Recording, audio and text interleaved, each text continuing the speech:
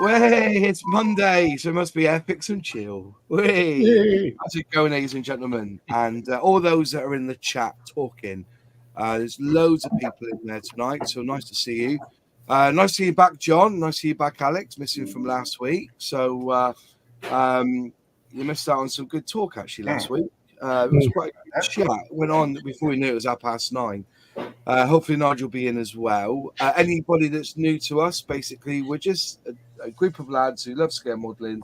We've all got our own opinions. We sometimes agree, sometimes disagree, but the thing is, we kind of chatted out on here. So George says, bought the new P51 starter set. What was I thinking? Already have 2 of the 2012 starter sets and the red tails from the main line. So it's not like I needed to add a P51 to my collection. Got another one. Well, you know, I can't have enough P51s. Go on. Can't have enough P51s. I look at it from both ways. You know, it's like I kind of thought, you know, why release another P51D when they've already got a decent one as a 172? But then I remember, you know, that one's got 60 bits. And if I remember rightly building it, it is a bit fiddly in places. So what they've done is they've really simplified it for the beginner, real beginner market. And that P51 will become a gift set. Because if you realize they started doing starter sets in 2020. So when they released that P51D, they never released it as a starter set. They now release it as a gift set. It's 30 parts, 29 parts in this new one compared to the B8, I think it is, in the old tooling. But we never batted an eyelid when they decided to bring out a Spitfire Mark 5C as a good old classic kit, and at the same time they made it simpler and made it into a starter set with only 27 pieces. So I can see the thing, but also you got to remember with Mustang, they are cracking the American market. This year is Airfix's year for the American market, so I think they've released it ready for that. That's what I think's happened. Especially, but, yeah, I think it was the right kit at the wrong time. To be honest, you think so? Do you?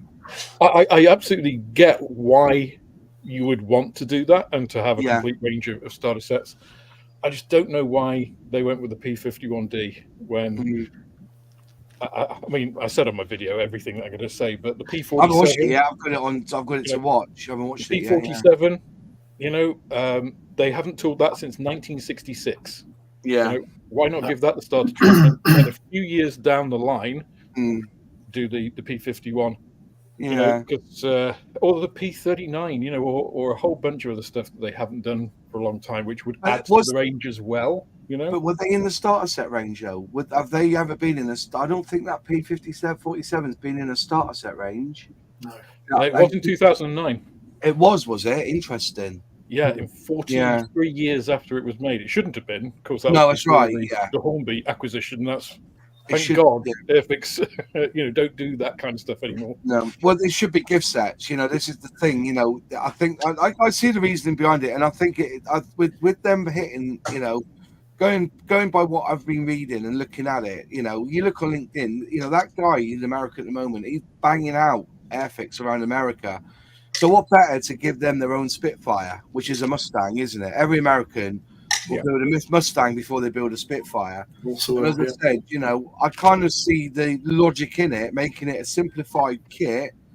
When the 2012, the original that P51 was done, 2012. So it's been 13 years. But if they'd done the P47, they could have sold them both. That's a good shout. That is a good shout. No. Yeah. Well, I see why they've done it, you know, but we didn't. None of us batted an eyelid. We were quite, you know, I wasn't on YouTube then, Moss. Yeah, but no, they brought out the starter set and the classic VF. They call them classic kits, don't they? So, the VF, the Mark 5C was brought out at the same time as that starter set. So, you know, and I think, you know, and that's what they're going to do. They are simplifying kits. I think it's under 30 parts. The only thing I think, Moss, is that because they only have a limited, you know, all companies have a limited amount of money and design people and time.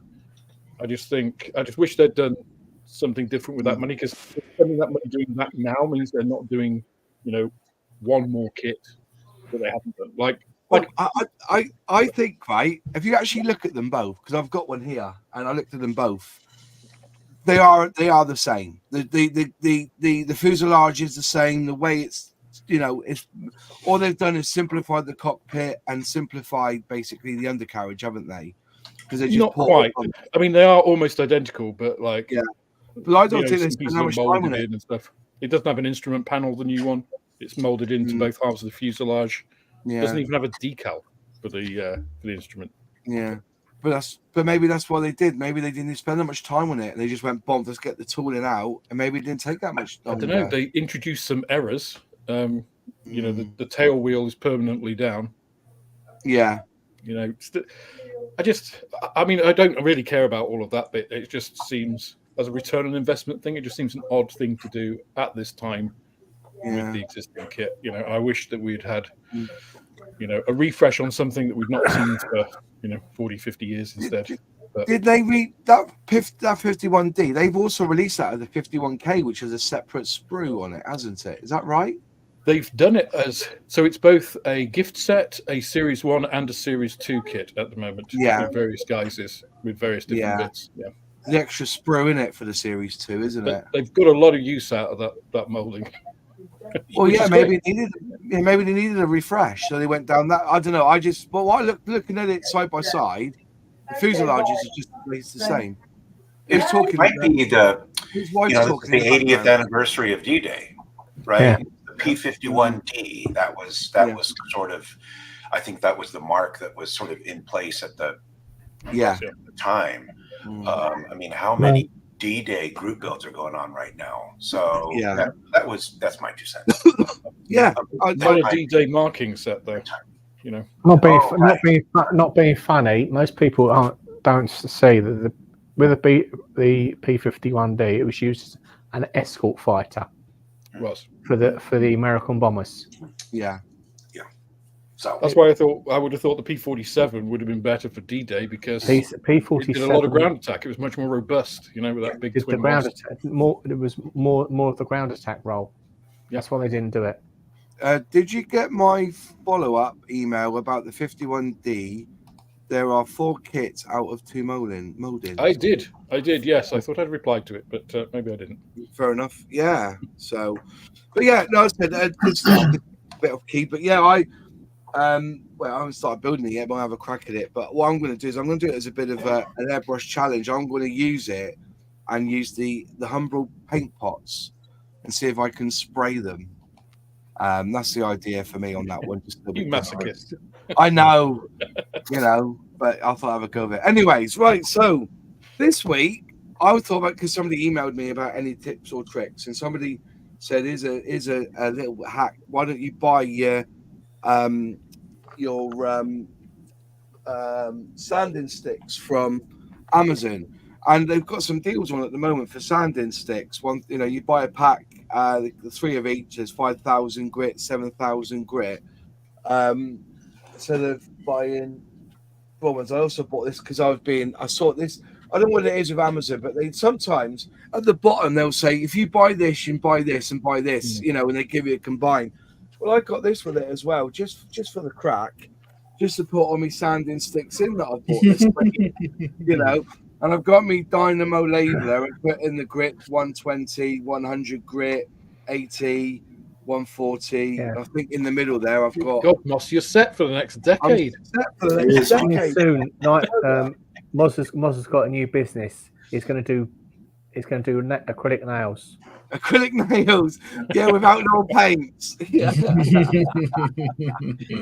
Yeah. So. But yeah, so I've just been going on Amazon. I'll put some links in at some point. Buying my sanding sticks, because I know that Flory's stopped doing them now. But I think I picked them up if I go to my Amazon orders. I think they were like £8 for about 30 or 40 sticks. I thought that was a bit of a bargain for me. But and at the end of the day, just they haven't got display or anything written on them. I probably could put outlaw on them, I suppose, just for the out. Yeah, and flog him to the nail market. But yeah, that's why I got, and that dispenser was about 12 quid. But that was one of those things. I went on Amazon, I bought them, and it was all people bought these sticks and these sticks together, so I bought the whole lot. So but anyone else got any tips or tricks or any hacks for scale modeling tonight? That's the idea. Put them in the chat. If anyone here's got anything on the panel, let me know. We'll just speed it up. skewers. Barbecue skewers. Yeah. I've got that one from Nigel, actually. Nigel was that, was doing it? the wheels. Yeah. I've got a canny treat for doing canopy frames, Moss. Go on then. What's that then, John? Use a cocktail stick. Yeah. What was scratching off the paint? Yeah. You use a sanding stick to sharpen the cocktail stick when it gets blunt, because it will get blunt after a while. Yeah. You just scrape it away. It works best with acrylic. Yeah. Oh, fair enough. Nigel's in. Nigel, any appears? I mean, I'm probably the wrong person to ask. Yeah. Because I'm a bit of a tool tart, really. Yeah, same here. Never use them as well. So the only sort of non-modeling specific things that I generally use are white tack, which is like a cheap version of blue tack, but it works much better because I don't think it's got the same oil or carrier medium in it that blue tack has, so it doesn't leave a residue on your model. So you can use it for masking, camouflage patterns and that sort of stuff, where I know there are putties available out there, Panzer putty and all that stuff, but it's really expensive. Yeah. White tack is like pennies really in comparison. So I use that. I use these bamboo barbecue skewers, and I use those for mounting parts on. Yeah. Essentially for airbrushing. I use general cocktail sticks or toothpicks if you're in the US.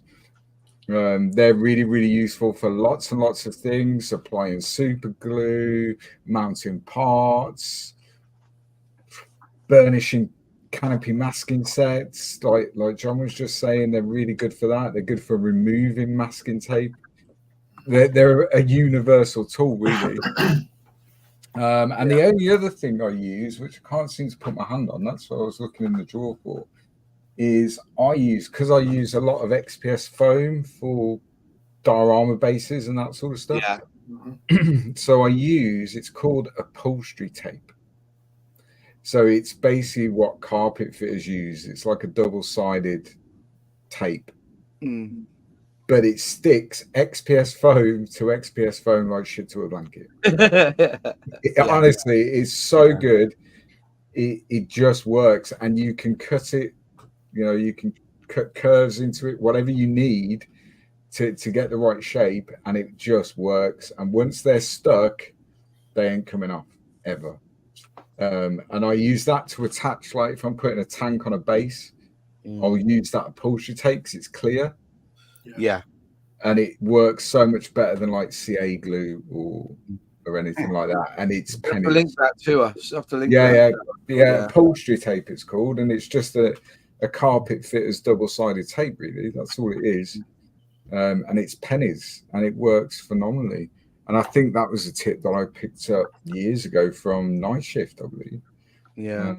And it works. It really works. But as regarding like airbrushes, tools, sanders, anything modeling specific, then like I said, I'm a tool tart, and I'm a firm believer in you get what you pay for.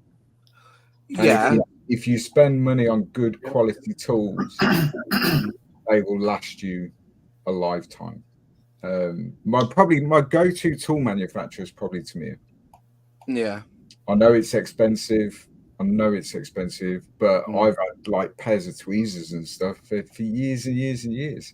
Whereas when I first started, I'd go cheap on eBay or Amazon or whatever, buy a set of tweezers for like $5 and you get 12 sets of tweezers. They're crap.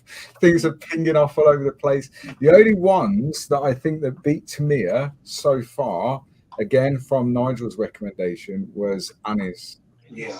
And his tweezers for small parts and photo etch are Really? phenomenal. Yeah. Absolutely phenomenal. Yeah. But Well, again, they're not cheap.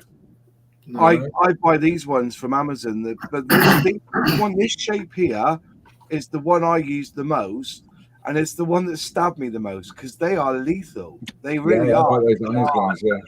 They are lethal. You know, I've been pricked a few times with this one. I tell you, do you know what I mean? But that is my go-to. I know it's, you know, people say, "Oh, it's not flat-ended," but you know, they are. You know, and these are the Pixnor ones. You buy them in like a blue and black case, canvas case. I've got about 4 or 5 sets of these now. You know, but yeah, I think these have been absolutely and they're perfect. The other ones I've got are like the chiseled edge ones, which I got from Mr. Hobby, and I can't think what they're called now. What the name of what the thing is, but yeah, I've got them here somewhere. But yeah, so I do believe in some of that, but also if it's a disposable thing, I think it's worth going cheap. For instance, stirring sticks. You know, I get them from free when I go to McDonald's, and the reason I like them is they've got that little cutout there. So when you're stirring your paint, you split them in half, cut them in half because they're both double-ended. And I use these, and there's quite a big, a bit of white tack or blue tack on there, and then starts. You know, that's what I've used quite a few times. And I get these. Like I say, how many times I've been to McDonald's? Like, you know what I mean, to get them. So I've used them quite a lot as well.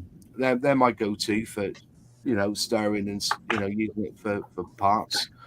I was given a tip by Airfix before Humbrol took them over. This is how long ago it was. They're doing small-scale armor kits with tracks. Don't glue them, staple them. Yeah. It's a mess, isn't it?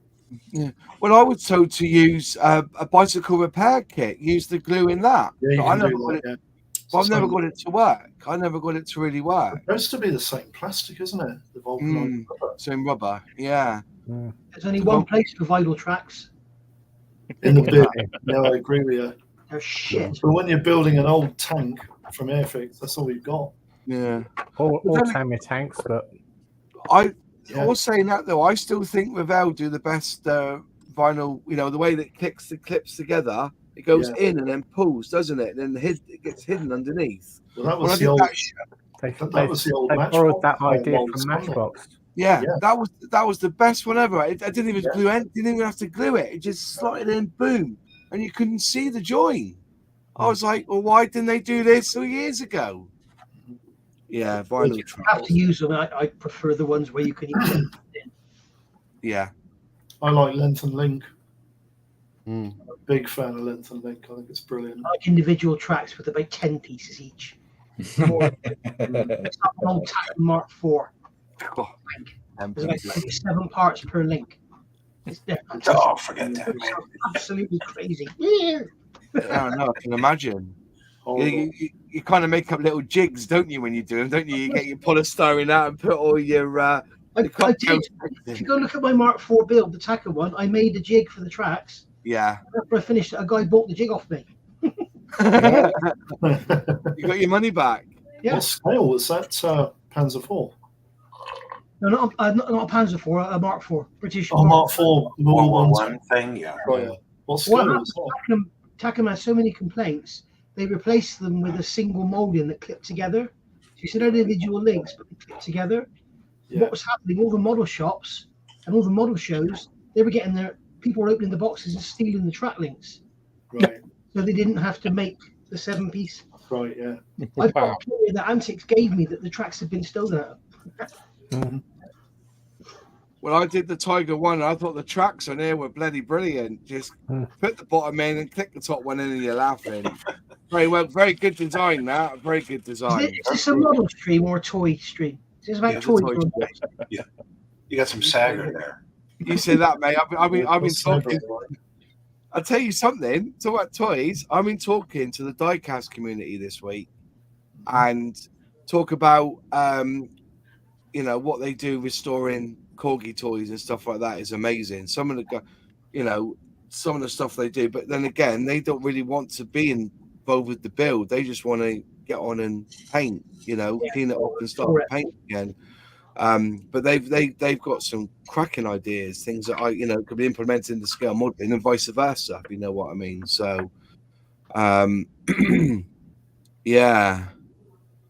Any other tips apart from glue? We were talking about this last week. This Mr. Tool Cleaner, just use this inside your Tamiya pots from now on. You can buy this for £7 a bottle, which is cheaper than the airbrush cleaner I was using.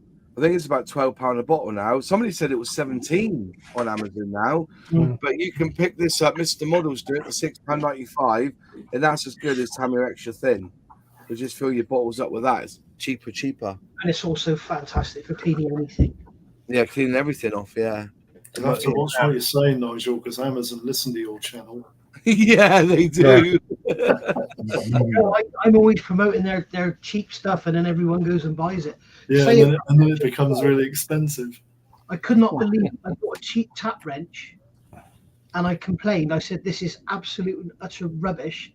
When a tap wrench comes together, you've got the V and the V, and it should sort of meet up to make the square. Yeah. It's off center, so it's only holding 3 sides of the square.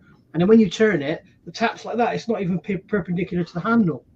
So I said, I want a refund. And they replied, you don't need to send it back. We've refunded you. You don't even want it back. It's so shit. Yeah. Quick question, folks. Does anyone run Tamiya Extra Thin over freshly scribe lines? Yes. Yeah, we all do. Yeah. Do it dry, mate. Don't do it. If anybody's watching this who hasn't tried it, don't get it wet. Just dry the brush off and just lightly brush it over. You'll notice when I build, I always brush it over wherever I've sanded seam lines and that way. It gets rid of any sanding any mark. fine bits, Any bars. Gets rid of any bars, doesn't it? Yes. Eyeliner application brushes, bought 50 or 100 for a few dollars. Yes. That's a good shout. The other thing is eyeshadow applicators. They're like little plastic things about this big with little sponges at either end. You get them in big bags of about 100 or so, then a few pounds. They're fantastic if you've got like delicate parts that you want to, if you've done panel lining or whatever, you want to remove the excess after it's dry. If you've got delicate parts that the cotton bud is too rough for, they're fantastic. Like off figures and stuff like that. Anywhere that's soft. I used to use these two shaving brushes for dusting models. Yeah. They were quite good. The brushy ones are good for that. Oh, and James, they boy showing us, James? Posca pens. Posca pens, yeah. I'll tell you what, Hobbycraft sell them, and they're dear, man. They've rocketed in price, but their chrome is I reckon is as good as the Mottolov stuff. Right away, move. So, move. Down, Jess. Down, Jess. Oh, she's getting really moody lately. I'm surprised with all that lacquer paint. Yeah. Sorry? Surprised with all that lacquer paint. You can get this. I bought this. This is the refill. Chrome. Yeah. So you don't have to buy the pen. Yeah. So how do you take the nozzle off at the end and then just pour it into the back of the pen? Just pour it into your airbrush. Into your pen. How quick is that to dry though? Because it's enamel, isn't it? It doesn't dry very quick. I'm not a big fan of it, if I'm honest. Yeah. It doesn't dry very quick, and it's not very durable. It cracks, does it? No, it's very. You just got to touch it, and it marks even when it's dry. Right. It's Yeah, that Spitfire I did with the some cheaper versions. That's still not dry, and that's about still not dry. Old. That's been wow. Well, it's dry, but if you touch, like Nigel says, if you touch it, it just burnishes and marks, and it looks good as long as you don't touch it. I've got decals on mine. You put decals on, did you? Yeah. How was the decal fit? That's all right. I'll go in. So somebody said that white vinegar, 20% white vinegar, 80% distilled water is microset. Yeah. Microset, is it? Yeah. Right. What about microsol then? Did they add something else like microsol? Or is it just a strong microsol is a dilute solvent. Is it? Yeah. So it just softens the structure of the decal. Right. So Okay. that allows it to pull in. So you're saying that like Tamiya Extra Thin? Somebody said it's basically Tamiya Extra Thin, but really not that strong. Not that strong. Okay. No, it's not that strong. You can use extra thin on decals. Yeah. But you can. Flory did it once, didn't he? Flory did it on that. Wasn't he doing? What was that helicopter that Rob Schneider used to? What's it called? The helicopter. Werewolf. Sorry, no.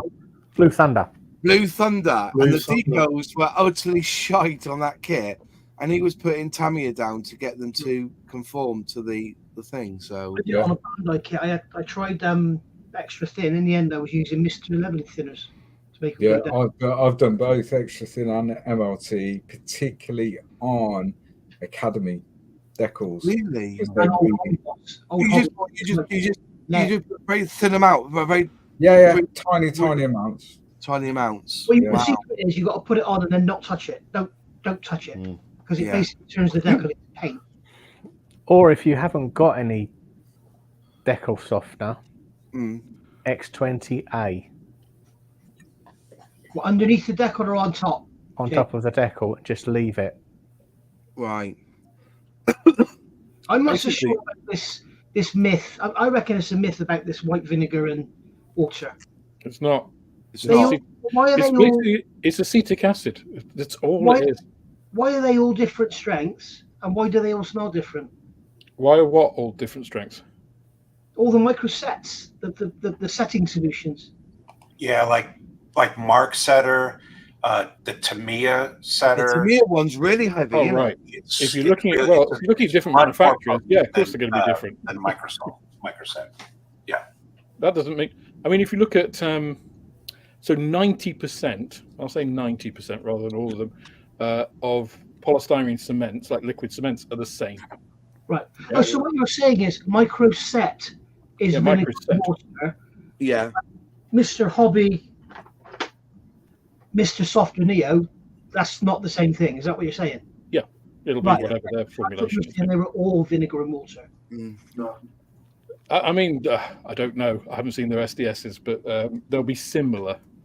Yeah, they will do a similar thing. Yeah. I mean, it's basically an extreme of pH which activates the glue, really.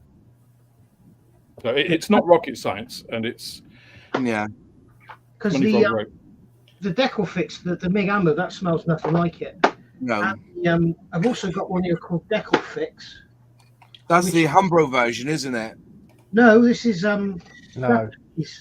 You see, Decal Fix is the opposite. That's a high pH. That's like an ammonia containing compound. And that's all I used to use until I came across Microset and Microsol. And I think I do it. I put the Microset down, then put the sole on after, leave it, then put the sole on top. And I think it's just become part of the ritual, putting a decal on. I don't need to do it, but I tend to do it because if I don't do it, it will come out crap. You know what I mean? You get into that that's OCD now. Yeah, it is. It is. With more modern kits, the Chinese ones, with the thin decals, like border models, I never use microset on them now. Because what I find is that you put the decal on, it just goes down and you can't move it. Yeah. Just put it on water, it floats. It's the same with wingnut wings. This stuff here, I got that from Premium Hobbies. Yeah. It's Japanese, and you put it on before the decal, and it's like a glue. And it's really good with knackered old decals and stuff because it's really easy to slide them around and then just roll it all out. It's almost like wallpaper paste. When you put wallpaper up, you can, and then you squeegee it out. But the trouble is, it stays on the surface and it's glossy. It's probably that's put that on the kit before you apply the decal, Nigel, or do you put that on the decal sheet? You put it on before. You put it on the kit though, don't you? Yeah, on the model, yeah. Right, because somebody told me that there are certain companies where the decals just disintegrate as soon as you attempt to take them off the sheet.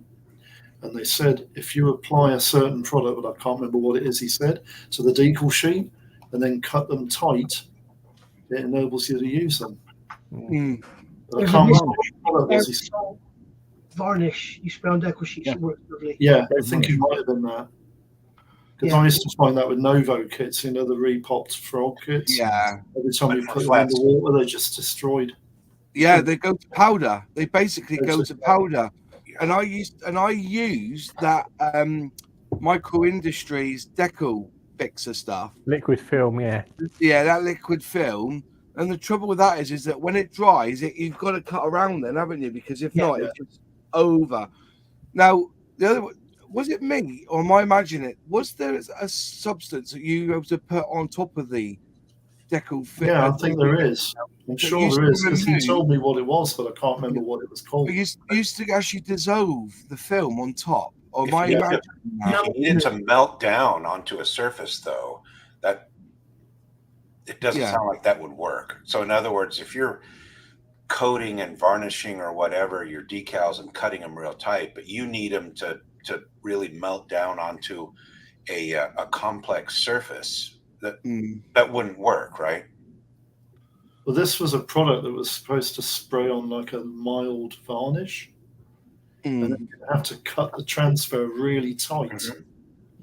But does it stay stiff? Like, it just holds the decal. It stiff on a plane. When you pull the decal off the water slide sheet, it's supposed to hold the decal together. So it's similar to when you make your own decals. Yeah. If you have decal film, like laser printed decal film, and print out your own decals, you have to spray them with varnish before you cut them out and use them, because otherwise you basically it doesn't work at all. It just comes off. So that gives it its structure, and then you do try and cut tight because you don't want a big piece of blank decal film and varnish on. And you get a little step, obviously. So I wasn't. So going back to my thing, I wasn't imagining it that there used to be a solution that would dissolve the film. When the decal had gone down, you would put the stuff on it would dissolve the film. But you have to be very, very careful. Do tests first, because I've done a video on it. What's it called? Enamel thinners. Enamel thinners. Yeah. Right. You just rub it on with a cotton bud, but some decals, like some Revell, they're like a gloss paint or something that's painted on top of the decal film. So when you end up with a clear decal. It just takes all the ink off. It just takes all the ink off.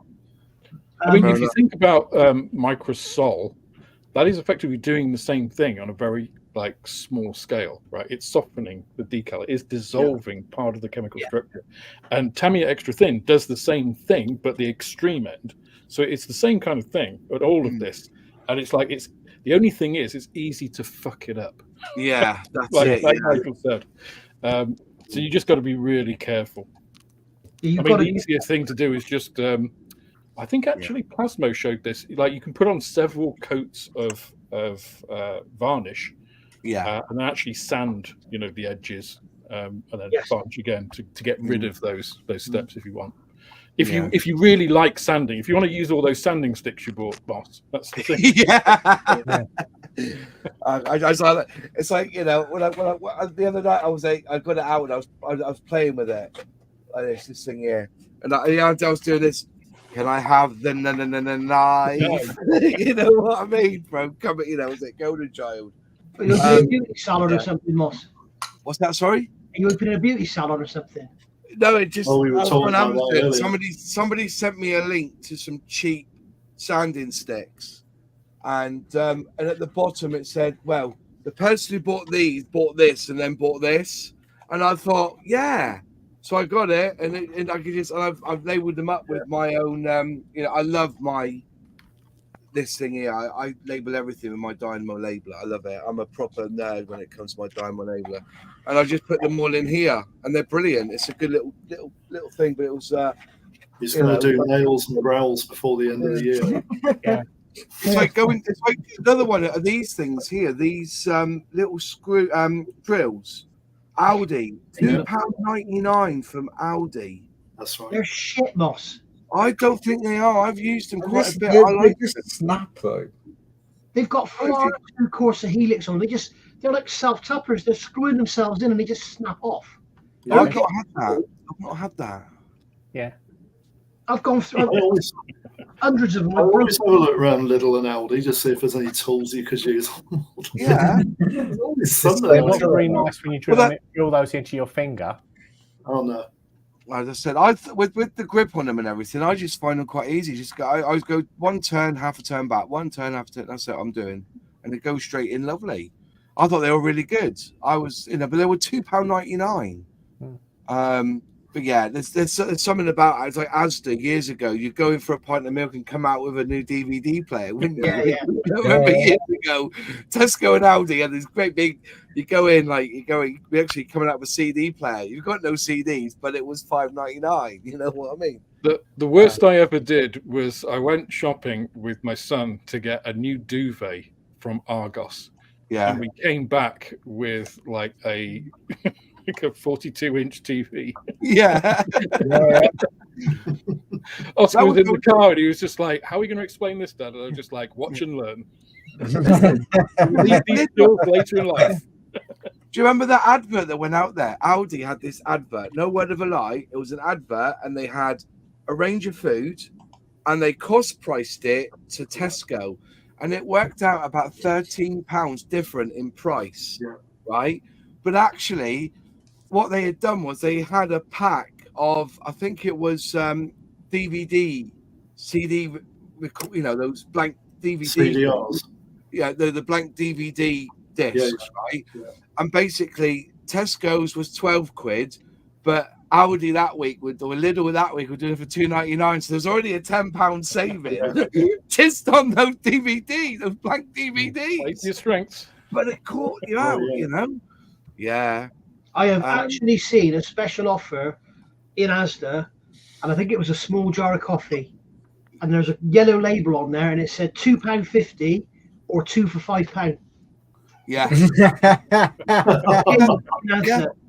But that was like when you used to go shopping with the missus. She'll go round she goes, "Oh, Branston pickle, 2 for £2." I'll have one of them. We're going around. She was picking up all these offers. Next one, I saw pedigree chum, 2 for £2.50. So I put them in the trolley because they're on offer. We haven't got a dog, but because they're on offer, you're going to buy them anyway. Oh dear. The worst thing with supermarkets is, like I always said to Oscar, it's just like when we went shopping, it's just like, Dad, why are you buying those 2 small ones? They do a big one, and it's just like, yeah, but look at the price per liter or whatever. Yeah. It's just like the big ones used to be the cost-saving thing, but then they realized everybody was buying the big one, so then they swapped it, and it's more expensive to buy the big pack than it is to buy 2 small ones. It's just like they catch you out. Yeah. What amazes me is Kenco coffee. If you look, Kenco coffee, they do it in the bags. Yeah. You can recycle. That's more expensive per 100 gram than getting a jar. Yeah. In a jar. Yeah. A glass jar, which you can also recycle. Yeah. It's how they con you. Well, that's it with supermarkets, isn't it? You go in there, next thing you know, you're picking up one of each of the Airfix starter sets they've got in there, and then flip them on eBay for $9.99, like a lot of the scale model clubs do. I've seen them on there. Hannants have got some good deals at the moment on ICM kits, so go over to Hannants. If you want to spend 20 minutes looking for ICM on the Hannants website, now we'll go to the Hannants website now. It'll take you 20 minutes just to isolate it down to 1/72 scale. ICM. ICM search. It comes up with the Bell kits. ICM. I've got all the ICM kits out. Which one do you want to know about? That took forever, didn't it? It has its moments, that website. Yeah, sometimes it's very, very slow. Yeah. Try looking for a specialist decal set. That will take you years. I can't see any special offers. No. The worst thing with Hannants is if you're looking for a specific aircraft, like decals for something, and you put P47, and it's like, no, it's got it as P-47. Oh, yeah. Or P47 with no space. Or it's like, which ScaleMates is actually really good at. It usually brings up, if you type it in like P47 with no spaces, it usually bring up all of the related stuff. Yeah, sometimes it'll also bring up like a P38 and stuff as well. I think why. What we said was on our website, we want to use the Google search. as a basis behind it, because actually Google searches are fantastic. Yeah, if you want to, if you look at how well it, I think also you've got to know the coding of it as well. Like, if you put things in brackets or in hyphens, it helps you even more if you know what to put in after the words. But they've still got the ICM 2022 catalogue for 99p, but they won't send it to you unless you spend over 15 quid now, isn't it? You've got to spend a certain amount to get it. So, But they've also got the ICM catalogue for 2024 at £1.99, but they also give you the web version of it as well, which is quite nice. Can't see any deals, though. Can't see any deals. There is. If you click special offers, they've got both for 39 quid or something. Bloody hell, they got that. Wow, that's not a bad price. Oh, yeah, they got that Gloucester Gladiator here for 34 quid. 30-second scale. That's their 34 quid. Look how much the Rebel one is, because it's exactly the same kit. Yeah. Oh, is it? Yeah, if you want an ICM kit, if Revell do it, usually the Revell boxings are cheaper somehow. Yeah. And it's ICM plastic. It's not because Revell. the box is crap, isn't it? That's why it's cheaper. The box is crap. Well, Mind you, the instructions given with a Revell kit, isn't it? bloody hell, they better in Revell. the Unimog, the 135th one, the S404, that's 38 quid. They've got that down to £25.20 at the moment. I've just added that to my basket. This is what happens on Airfix and Chill. Moss buys a load of stuff. I know, I'm a tart. Anyway. Talking about hacks, earlier on, Luke mentioned that special Panzer stuff you can get, the masking stuff. Yeah. I use that if ever I use it. This was like in a pan shop or something, and it's Fun Zone, and it's exactly the same thing. It's you can see it in there. Yeah. But the warning I would give to people using this, other than using blue tack, if you put a blue tack sausage on your model, say over the back of the tank or something, it will stay there and you can spray it and you can leave it there for a week. This stuff sets. It sets, yeah. If you've got a load of photo etch or fine, nice back tank, it will actually capture it and you'll never get it off without breaking your model. Yeah. It's kind of like a really viscous liquid. Yes. So you have to mask it and then spray it basically immediately. Yeah, the same with Panzer Putty. What will happen within minutes almost is it will start to shrink back. Yeah. To its center almost. So where you've masked the line, if you don't spray it and if you don't remove it quick enough, it'll stick. And if you're spraying a large model, it starts to shrink back. So you have to almost do it in sections if you're using Panzer Putty. Another cheap version of Panzer Putty that you can get on Amazon is something called Therapy Putty. So what that is, if people have had hand injuries or hand surgery and they need to get that mobility and strength back, so you can buy this therapy putty, it's called, and it comes in 3 different strengths. And the idea being that people can just use it to regain the mobility or strength in their joint. But actually, they sell that stuff as a kid's toy. They did. Yeah, it's exactly the same. I've seen it inside a boob. You know what I mean? The stress boob, isn't it? You know what I mean? I got this one. Yeah, it's exactly what it is. It's just the internal structure that allows it to be malleable, and that's all it is. And that very, very similar to Panzer Putty, nowhere near the cost. You've got a comment on the screen at the moment from Julian Hall. Can I have a go at answering that? Yeah, go on, mate. Because I'll say the majority of glues that you use to adhere clear parts to models have a period of time where they go off. That means the gases that come out of the glue stop coming out of the glue, and it becomes more tacky. That's the time to apply your clear parts. Otherwise, it just makes sure that they can't cloud over. That Formula 560 canopy glue has been a staple in the markets for years. I've got the older version of that but I've had it for years. But you know what? There's been times when I've just got a bit of Tamiya extra thin and just very, very carefully, just little dab and let the capillary action take it round. Yeah, but even with that stuff, if you let it go off 5 or 6 seconds, it doesn't take very long because the fumes go and then it becomes tacky. Clear part. That's a really good suggestion. I'm going to try that, John. Yeah, I'll try that, John. Yeah. Even if you use the old tubes, the old tube cement, that takes about 20 seconds to go off, but you won't get any clouding off clear parts with that if you give it time. Or Tamiya extra thin, that's what I use. The same, extra thin. Yeah. Any of the glue products, they have a period of time where they'll go tacky. Yeah. I hold the clear part in and wick it around. Yeah. I've never had a problem. A lot of people do that, because then the fumes go outside, don't they? I've only ever had a problem with super glue. I used to use PVA, just standard PVA. It has no fumes to come off, so it doesn't. If you're worried about it, or if you want to stick it, like if you've got a clear piece that needs to go in a little recess, you can put it on the back of that. It dries clear. You can't see it. It's fine. It's not very strong, so it's not ideal for canopies. So I actually switched over to what Nigel said. I just use Tamiya thin. Tamiya thin now, the chemical identically stuff. Yeah, it's the same as Alex. I used to use PVA all the time. Yeah, that's stuff's good as well. Good quality PVA because it dries clear, but like Alex said, it's not particularly strong. No. So if you're going to and from shows, for example, chances are when you get from one end to the other, your canopy's not on your aircraft anymore or whatever it may be. So I switched to that stuff, which is Transpafix from VMS. Yeah. But that's very stringy stuff, though, that is. It's too thick. It's really thick. You can thin it. I thin it. What do you think? MLT. Right. Really? Yeah. Amazing. Yeah, so I thin it with MLT, get it to like, I don't know, the consistency of extra thin almost. Yeah. And then use that, and I've never had an issue.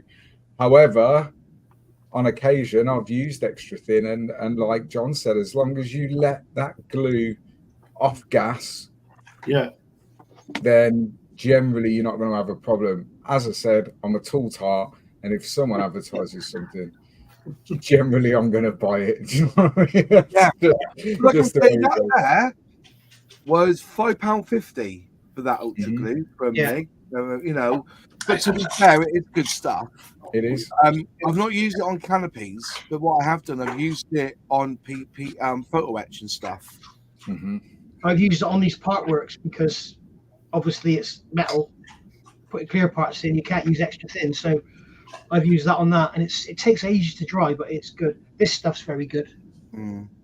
Yeah. Oh, the JS Hope, I haven't seen that for sale for a long time, though. It's like, I tell you what I'm after, lads. If anybody knows somebody who does sell it in this country, is the line, the stretchy line. What's it called? Easy line. Easy line. Yeah, you can get Infinity do one. Big Ammo do their own. AK do their own. Somebody send me some links for that. There's an actual. It's actually called Easy Line, but it's not. It's their brand, isn't it? Easy Line. Easy Line. Yeah. But you've got Infinity. You've got Ammo. You've got AK. Loads of people doing exactly the same thing now.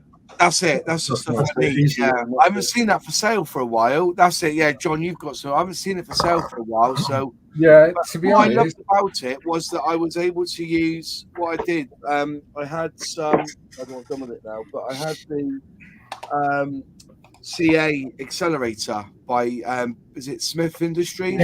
Yeah. So what I was doing, I was dabbing on top of the. Yeah, that's exactly what I've got. So, I'm like Luke. Yeah. If I can just buy it. Yeah, absolutely. Celtic West told me when I'm doing me bow to pull it, to dab the top of the post, pull the string. That's my accelerator of choice, Rocket Blaster from Deluxe. I've got some of that as well. Yeah, it's good. Yeah, I just spray it on the line and just straight down. What's that one? That's Infinity. You get that from Premium Hobbies. That's Infinity. Yeah. It's exactly the same thing. Yeah, it's exactly the same. Yeah. It's important Easy Line because there's so many people doing it. Yeah. It's American, so. And depending on what you want to use it for, Moss, I'll send you a link. There's a website called scalerope.com. Yeah. It's predominantly aimed at shipbuilders for doing rigging and all that sort of stuff.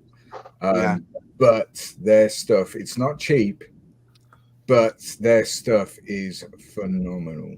Okay. It's so good. But I'll send you a link to it. Thank you very much. Appreciate it.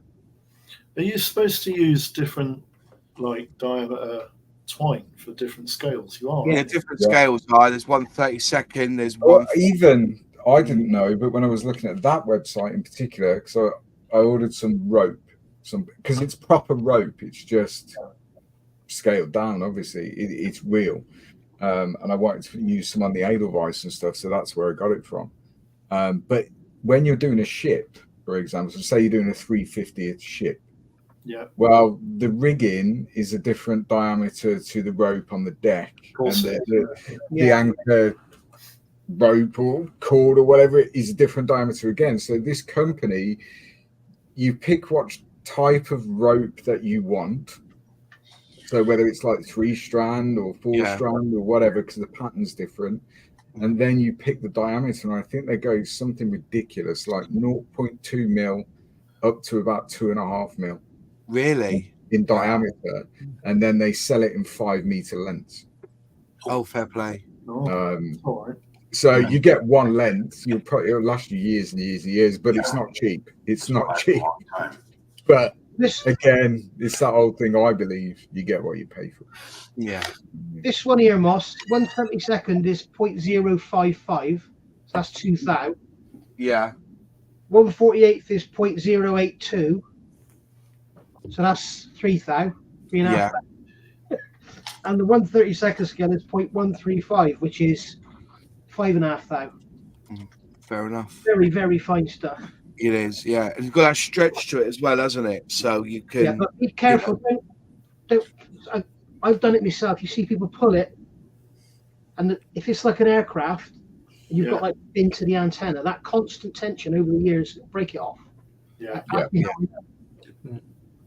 Yeah. Right. So anyway, there's some tips and tricks for you all. I wasn't going to discuss this tonight, but we've had, some of us who are IPMS members have received their annual general meeting pack. And I'm a sad sack. I've Have we got mine yet? You're not a member though, are you? Yeah, I remember. Are you? I join every year at IPMS Scale Model World. Well, the date on it's the 14th of April, and I think I got mine yesterday. So, right. But I was really interested. We were talking about it before. We said we'll talk about it tonight, actually. It basically gives you a clear rundown of the incomes and expenditure of the IPMS. And we were talking about that. I was actually quite surprised, actually, that the turnover for 2023, 2022 was £92,124, and then this year for 2023, it's £102,733. Is that worldwide? Okay. Yeah. So I'm assuming that's in pounds. I think they got the magazine adverts. If you want to advertise that magazine, they only made £1,675 on adverts. So it must be a cheap place to put an advert in, to be honest. So if you want to advertise your thing, so I might be giving them a ring to put Outlaw Paints in there. You know what I mean? But anyways, that's by and by. But it was the Scale Model World that got me the price. So trader income and sponsorship was £73,000. Public ticket sales, they made £40,000 on the door, or £40,108 on the door. And other bits and pieces. They made £74 on competition sponsorship. That was probably Airfix sponsoring the Airfix builder the show. You would give them a trophy and 74 quid, I don't know. But it was the expenditure as well. So the expenditure, the venue hire and security was £77,276. Miscellaneous £6,000. Hotel accommodation for volunteers and EC. I don't know who EC is. Executive committee was £5,867. Probably 2 rooms. I didn't know we were there. Yeah. They have an annual dinner, which was £631. Chippy tea. Chippy, yeah. It consists of a pie, mash and chips, and a few peas, frozen peas. They had a secure store facility, which was 1,700. IT accounting was 483. Competition trophies, £3,000 they spend on competition trophies on that thing. Miscellaneous £539, but furniture hire, they spent 10 grand on furniture hire in the place. Mm-hmm. So anyway, so the cost of running that show for 2023 was 105,916 quid, right? So the member subs alone almost cover that cost. If you add on the public, so income, all the income came to 115,000. So they made 10 grand officially on the door. So they didn't have to even touch the sub money to hire, to run scale model, which because I always thought the reason why you become an IPMS, you get free entry, don't you, to scale model world over those 2 days, or scale model world for those 2 days. And I thought this, but basically no, the subs don't cover that. What the subs seem to cover is the fucking magazine. So the printing and layout for the magazine cost them £40,296. £40,000. £40,000. That's what it's saying. Who are they getting to make that? That's what it's. I can't do it on it. That's what it's saying here. £40,296 for the printing and layout of the magazine. Now this is the kick in the bollocks. To dispatch those magazines, how much? How many magazines? I don't know. I mean, it doesn't say how many magazines, but to dispatch those magazines cost them £30,000 a year. I figured they probably did 10,000. Yeah. Right. So £3 per. Well, I think it'd be more. If they're spending £40,000 printing 10,000 magazines. Yeah, and 30,000 to dispute them, to dispatch them. How can Wingley Productions make a bloody 75-page book, fully illustrated all the way through, with loads and loads of artwork in it, and sell them for 20 quid? Yeah, but the trouble is, this magazine gets sent out 4 times a year. Oh, I can't believe it. Isn't it? And they paid £990 on articles. So people have written articles, they paid for the articles. See, I don't get that, because my understanding is if you do an article, whether that be a build article, a club feature article, or whatever that may be, for the IPMS journal, you don't get paid. Yeah, I don't know what that means then. The articles cost them £990. So whether is that editing time? Are they paying the editor maybe? It might be that. It just says articles, but it's 60 quid cheaper than last year.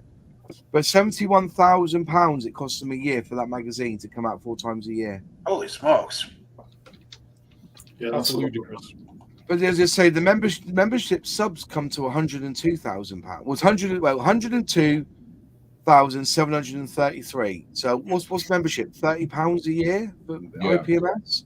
So divide that 102,000 by 30 quid, and then you get a rough figure on how many members they've got. Surely.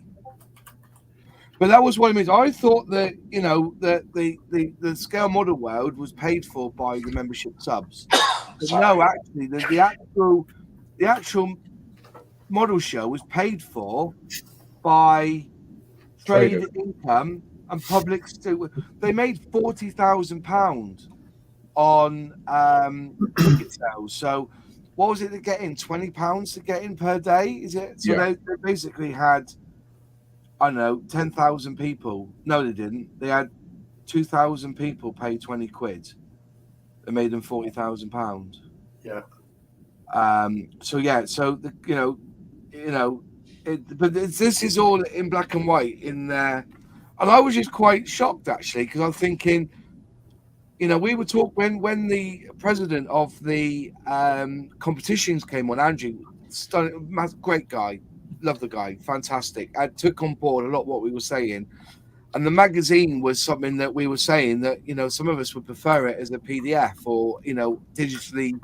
You know, I'm somebody who reads the vlog on the blog from the blog for the bog, which is Airfix Aerodrome. I read that, you know, on my iPad, and he took it back. But that's a hell of a lot of money, £71,000 for a magazine. So my money for becoming a member of IPMS, they may check me out for revealing all this, I don't know, but it's in public, you know, it's a thing.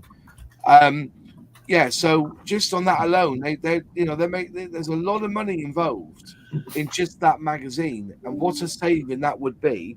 And if they could use that money to, you know, to keep the costs down, because it isn't cheap to be a trader. And I think when you listen to some of the stories of traders, it is sometimes it's a lost leader to them.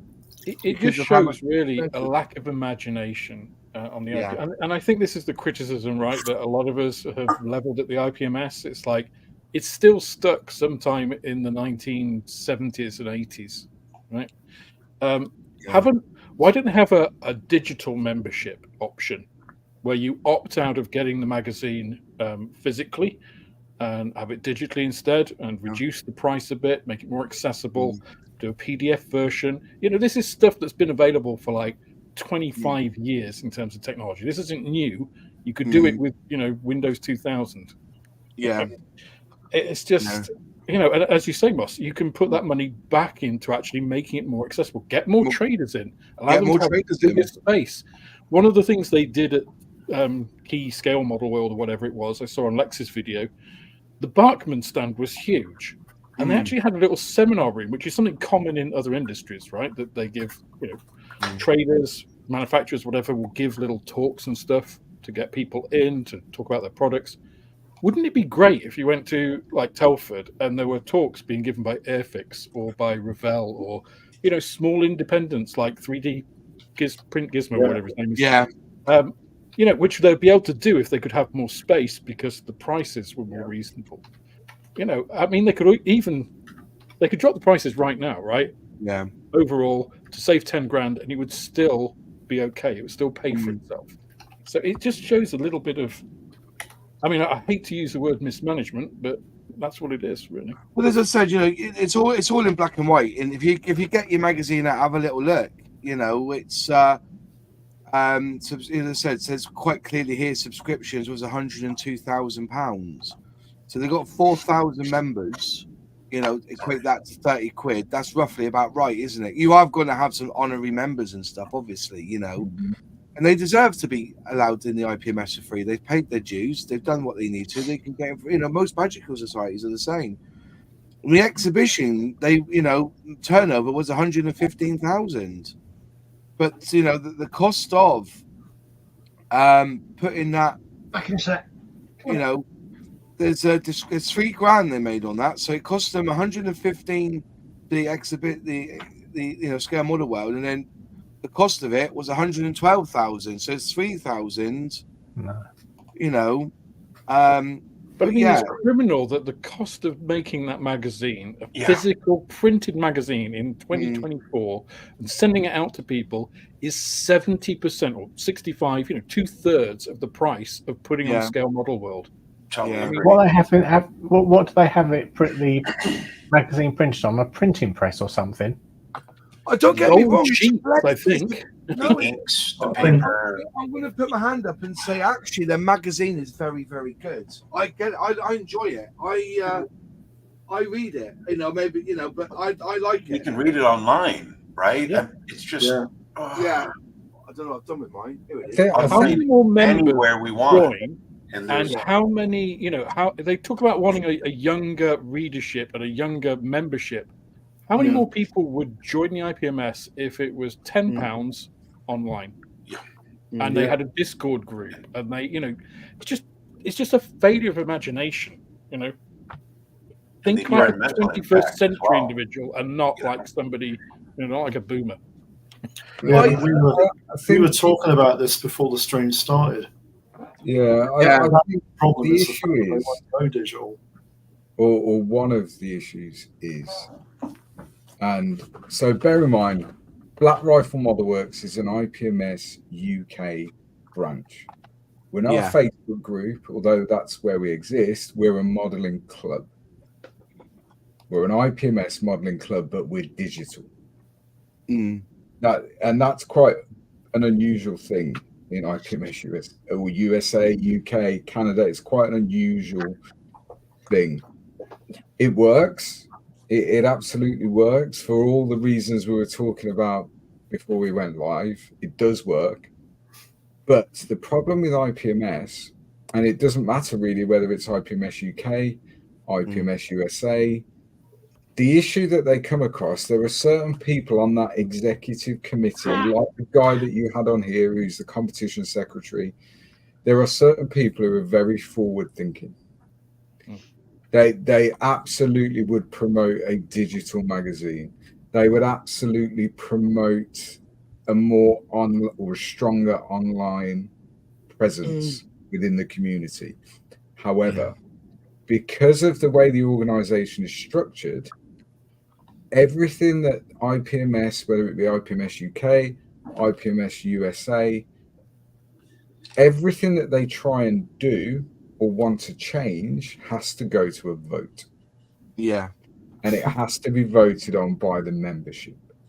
It's Village Hall Committee, isn't it? It's that mentality, Village Hall Committee mentality. Yeah. Now, unfortunately, because of the hobby we're in, the majority of people that are IPMS UK members are the old guard. They're stuck in their ways and they don't want change. They just don't want change. So therefore, if anything is put to a vote, which it has to be because it's a democratic society, the majority of people that don't want change will always win that vote. Yeah. And what will happen, Luke, is it will die. I don't think it will. Well, it will. Eventually it will. Because you'll get to that stage where it'll advance, because they're not bringing in those members who are. Because we are not talking about an exclusive thing, right? Nobody here is saying they should just go digital. They should just get with the 21st century, go Zoomer, all digital. We're talking about an option. We're not talking about, just like getting rid of the magazine. Keep the magazine. But if you want the magazine, it's £10 extra for the membership because of all the costs involved. That's something you can explain to somebody that's rational. And also generates that, let's say, pressure or gradient to go digital. But if they don't do that, you can think, okay, well, the old guard will gradually go, and then you get new membership. Where's the new membership coming from? Well, the new membership will come from the online community. But Well, why would we? Okay, so why would I, as a digital person, join the IPMS in future if it's reduced down to say 2,000 people of Gen X, millennials, and so forth? There's no reason for me to do that. Okay, other than the same reason I join at the moment every year to go to Scale Model World. Okay, but from experience.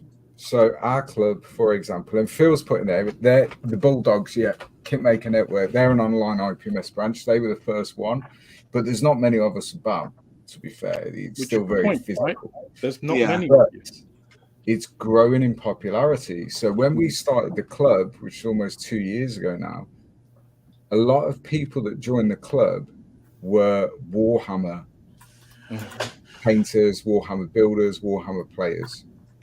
They'd never seen a scale model kit as we know it. They'd never seen it. They didn't know who the manufacturers were, etc., etc. However, what happened was the first Christmas that we were a club, we ran a Spitfire group build. So a lot of these people that had built Warhammer and Bandai and Gundam and all this stuff ended up building Spitfires. As a consequence of that, the following scale model world, which would have been 2022. 2022, yeah. Yeah, 2022, a lot of people that weren't scale modelers joined IPMS UK because now they're part of a club that they can access digitally. They became scale modelers.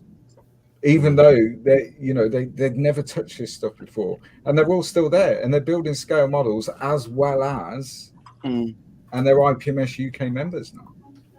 So it's down to. Did they renew? Say again. So did they renew their membership? Yeah, because we're now in 2024. That was 2 years ago. Yeah. I don't. I think that's very optimistic and hopeful. It's not optimistic. I honestly don't think the numbers will work carrying on if it carries on the way. If it doesn't change, if some change doesn't happen. But what will happen? You can't drive that from each of the individual clubs because there aren't enough online-only clubs or online clubs to do that, and you do need a critical mass to actually work scale model world. So when I was saying it will die as the IPMS we know at the moment and running scale model world, because if you don't have that critical mass to run it and it doesn't happen, that's a big event in the calendar which has gone to bring people in and the rationale for actually joining. Why would you not just join a local digital club like we have here? For instance, I think of this as my digital club. Airfix and Chill for me fills the same purpose as me going to a model club back in the 90s. Fair play. Yeah. You don't need IPMS for that. And if I have to pay 20 or 30 quid to go to a show, which I do anyway for IPMS because I only joined to go to the show, so be it. But if you want a display as a club, for 1 year, no, you don't get. I didn't bother again. But if you want a display as a club, so if you treat Airfix and how many of these new modelers are going to want to do that? I think you'd be surprised. I think I would be surprised. Honestly, I would, Luke, because it's not what I see anywhere else. Okay. I think I had a conversation of advancement. I had a conversation with Sully because obviously Sully has a YouTube channel. He wants to display his stuff at Scale Model World. However, at the moment, because of the way Scale Model World is structured, unless you're a trader, which there's a cost involved with that, becomes expensive, or you're a club, you cannot display your work at Scale Model World. You can't. No. However, what Sully can do is he can display his work on our club table because he's a member of our club. Yeah. Same as Nigel could, same as Moss could, same as any member can display their work. So therefore, that desire for people who exist in an online space to display their work still exists. Yeah. However, but Luke, the one counter word I would put is we are not the future of the hobby. No, absolutely. And that's why if you look at the demographic of our club, there's lots and lots of younger members that have joined IPMS as a result. So it's down to, I fully accept that people will sit and whinge and bitch about IPMS and it's stuck in the old days and it won't move. But it is down to the new generation of people that are running clubs, running YouTube channels. If they want IPMS to survive, and if they want IPMS to still be able to put on Scale Model World, and they still want to go for the weekend and have a great time and all that stuff that comes with it, then unfortunately some responsibility and some onus has got to be placed on those individuals. And I'm not having a go at you, Alex. It's not a personal thing. Those individuals that sit online and whinge and bitch all the time, and they've got a bit of a following or whatever. It's down to those individuals. If you want to change IPMS and you want it to be more progressive, and if you want things to progress and get better, then do something about it. It's like people in society that whinge and bitch about potholes in the road, and then when there's a by-election, they say, I don't vote, I'm not political. Well, stop whinging and bitching about the potholes then, because everything's political. It is what it is. I'm not saying that Black Rifle Model Works as an You get what you pay. You get what you vote for. That's what we say here in the States. It's not The difference here is, Alex, in this country, you don't get what you vote for. You just get a little bit of shit everywhere. Okay. I don't think using politics as a simile is great. But we're not going to change. You don't have a choice to change the world. But if there was 50 clubs like us that existed online, I think Luke's right. More of a say in IPMS, and anyone can run for the executive committee. Yeah. A lot of the time, people stay in those posts because they're not challenged. No one runs for it. I completely get why people don't run for it, right? Yeah. But then don't sit there and whinge and bitch. No,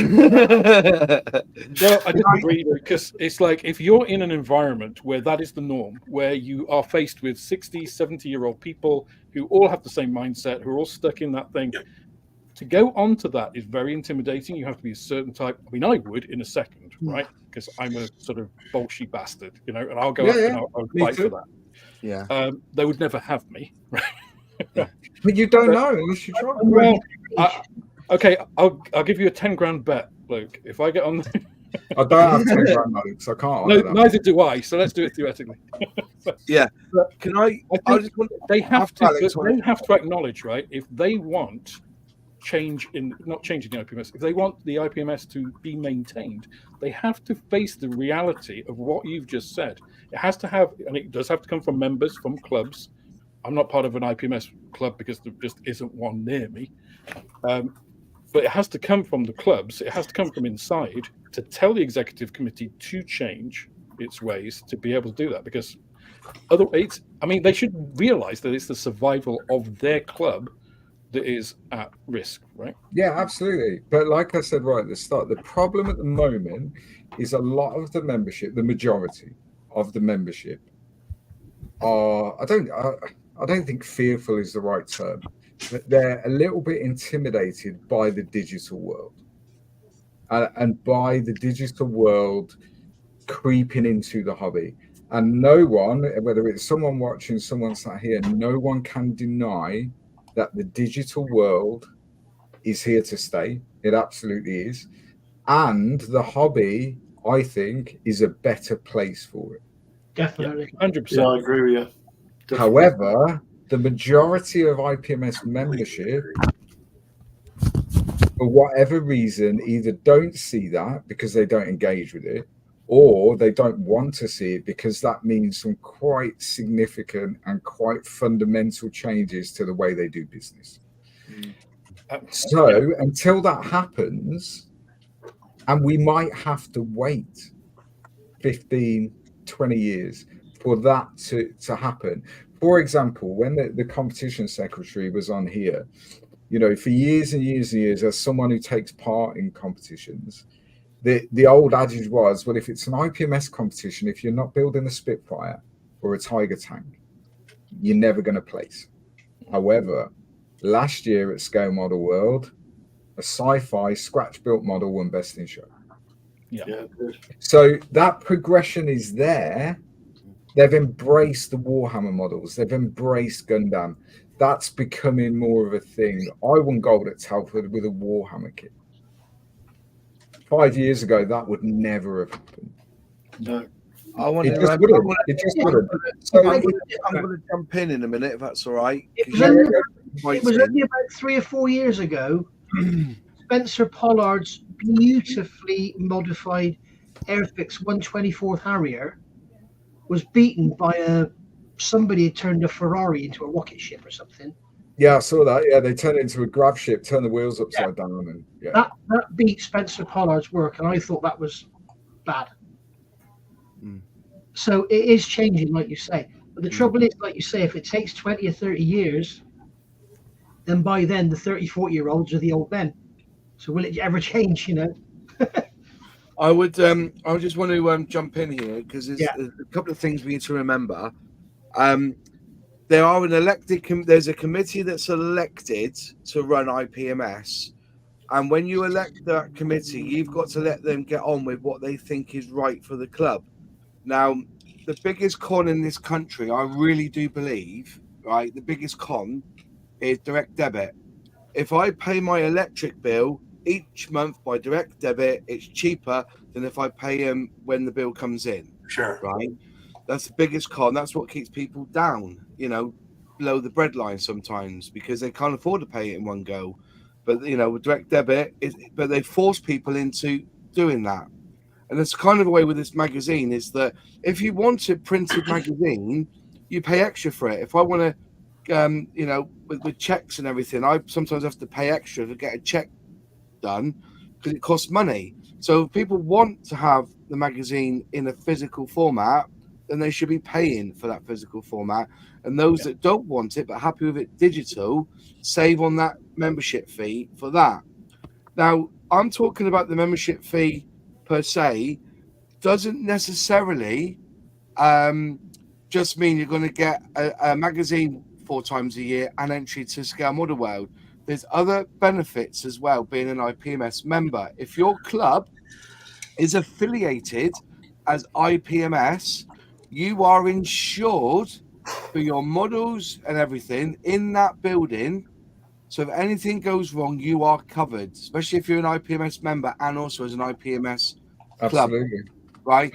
That's a big thing now. You cannot go to model shows and show off your model if you're not insured. That's this new thing. We've been talking about it in our local model club. We're covered by any IPMS registered scale model show we go to as an affiliated club of IPMS. But if we go to a normal model show that's not affiliated with IPMS, we've got to have our own insurance now. Yeah. But we're still covered by IPMS because they cover us. They cover the members. So if you are a member of IPMS, you can go to model show and you're covered as well, insurance-wise. That's the idea. So that benefit as well. But ultimately, something they have done digitally, which I completely and utterly disagree with, and I was really annoyed about, was at Telford this year. They said you couldn't buy a ticket on the door; you had to prepay online. But that is basically a fraudulent thing, isn't it? It's because at the end of the day, if you pay online, there's no money, physical money going across, so then there's no risk of it being stolen, is it? I think that was a good thing, to be honest. And also, if you remember, I don't know what time you got there last year, Nige. I don't know what time you arrived at the venue. But in years gone by, a big complaint of people going to Scale Model World was the queuing. Yeah. That was a big issue for many, many years. By then doing it online, what that enabled them to do. So the queue, not last year because we were displaying, the year before, sorry, the queue was from the door of the International Centre and it went all the way up into the car park centre, really. Yeah. Right past the car park, all the way up to almost by where the Premier Inn is, right in Telford Town Centre, that pedestrianised bit.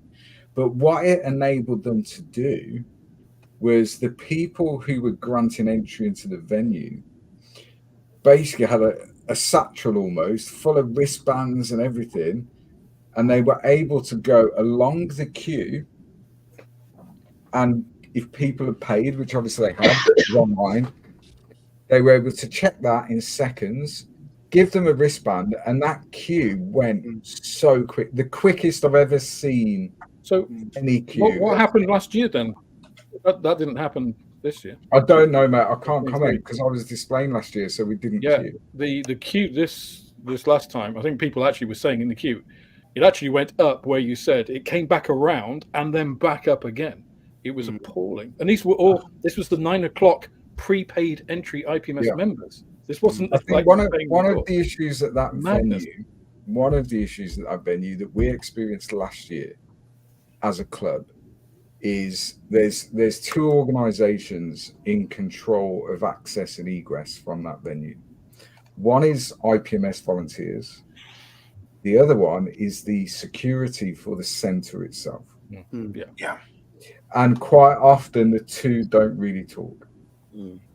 So, I mean, I fell out with one of the security guards in the car park, but that's another story. They have different bosses. Yeah. But we want to hear that story, Luke. The problem is that you've got the centre security, who are fair play to them. They're doing their job. They're trying to keep that venue secure, and it's a big venue. The car parks are full. They're trying to keep it secure and fire regs and all that stuff. However, maybe they haven't got an understanding of, for a club or a trader, how delicate some of this stuff is. We can't just throw it in boxes, throw it on a pallet truck, and take it out of the venue. There's a time constraint on moving this stuff around, and the IPMS guys get it. They do, and they do their best, but they're quite often stamped on by the venue security, who I guess have overall, don't want to make it sound grander than it is, but they have overall jurisdiction over that venue. So it's quite often it's problematic, and I can only imagine that maybe if the queue was, up the road last year, I didn't see that because we were coming in the other side of the venue. I can only imagine that's happened on previous years. IPMS are absolutely ready to go, but venue security won't open the door for whatever reason. And then all of a sudden you get this huge... The doors opened on time. It was the IPMS. I actually had the opposite experience to you at the show last year, when James was actually trying to help me get the Outlaw paints out, when James was heading up. And the IPMS staff would just said, there's no way you can do it. We can't open early, because I needed to get off on the Sunday. You got to wait until the show shuts and then the traders do it.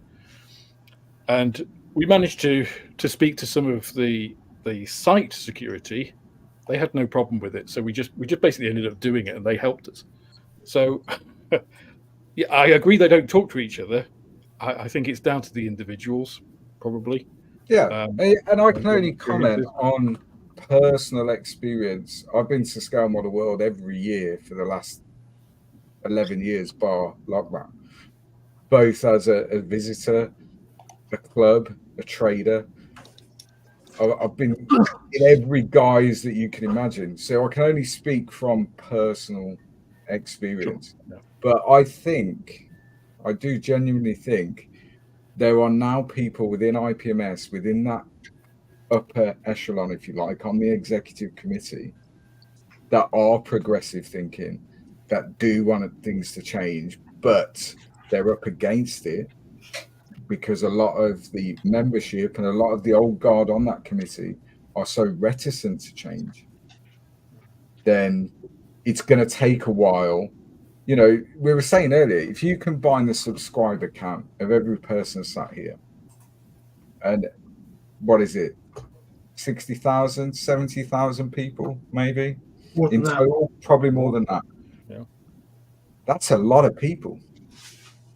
That's a lot of people that remember a lot of those people are probably the same people. Yeah, maybe, and a lot of them won't be in the UK. Probably a lot of them won't be in the UK. Alex, Moss, and you.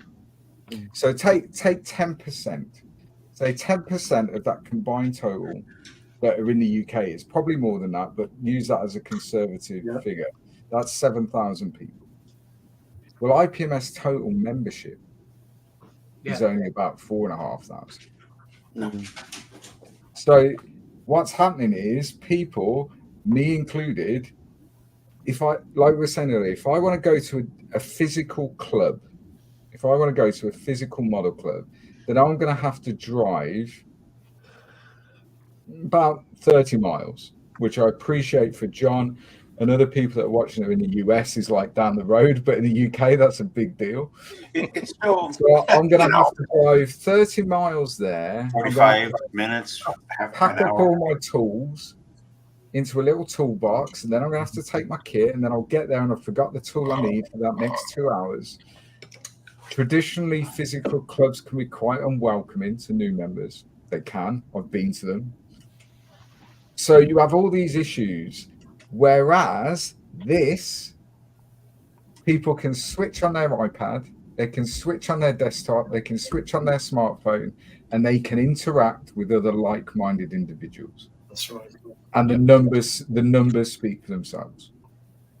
Yeah. So until IPMS UK, IPMS USA, IPMS Canada, until these organizations kind of wake up and realize that, you know what, we live in a digital world now.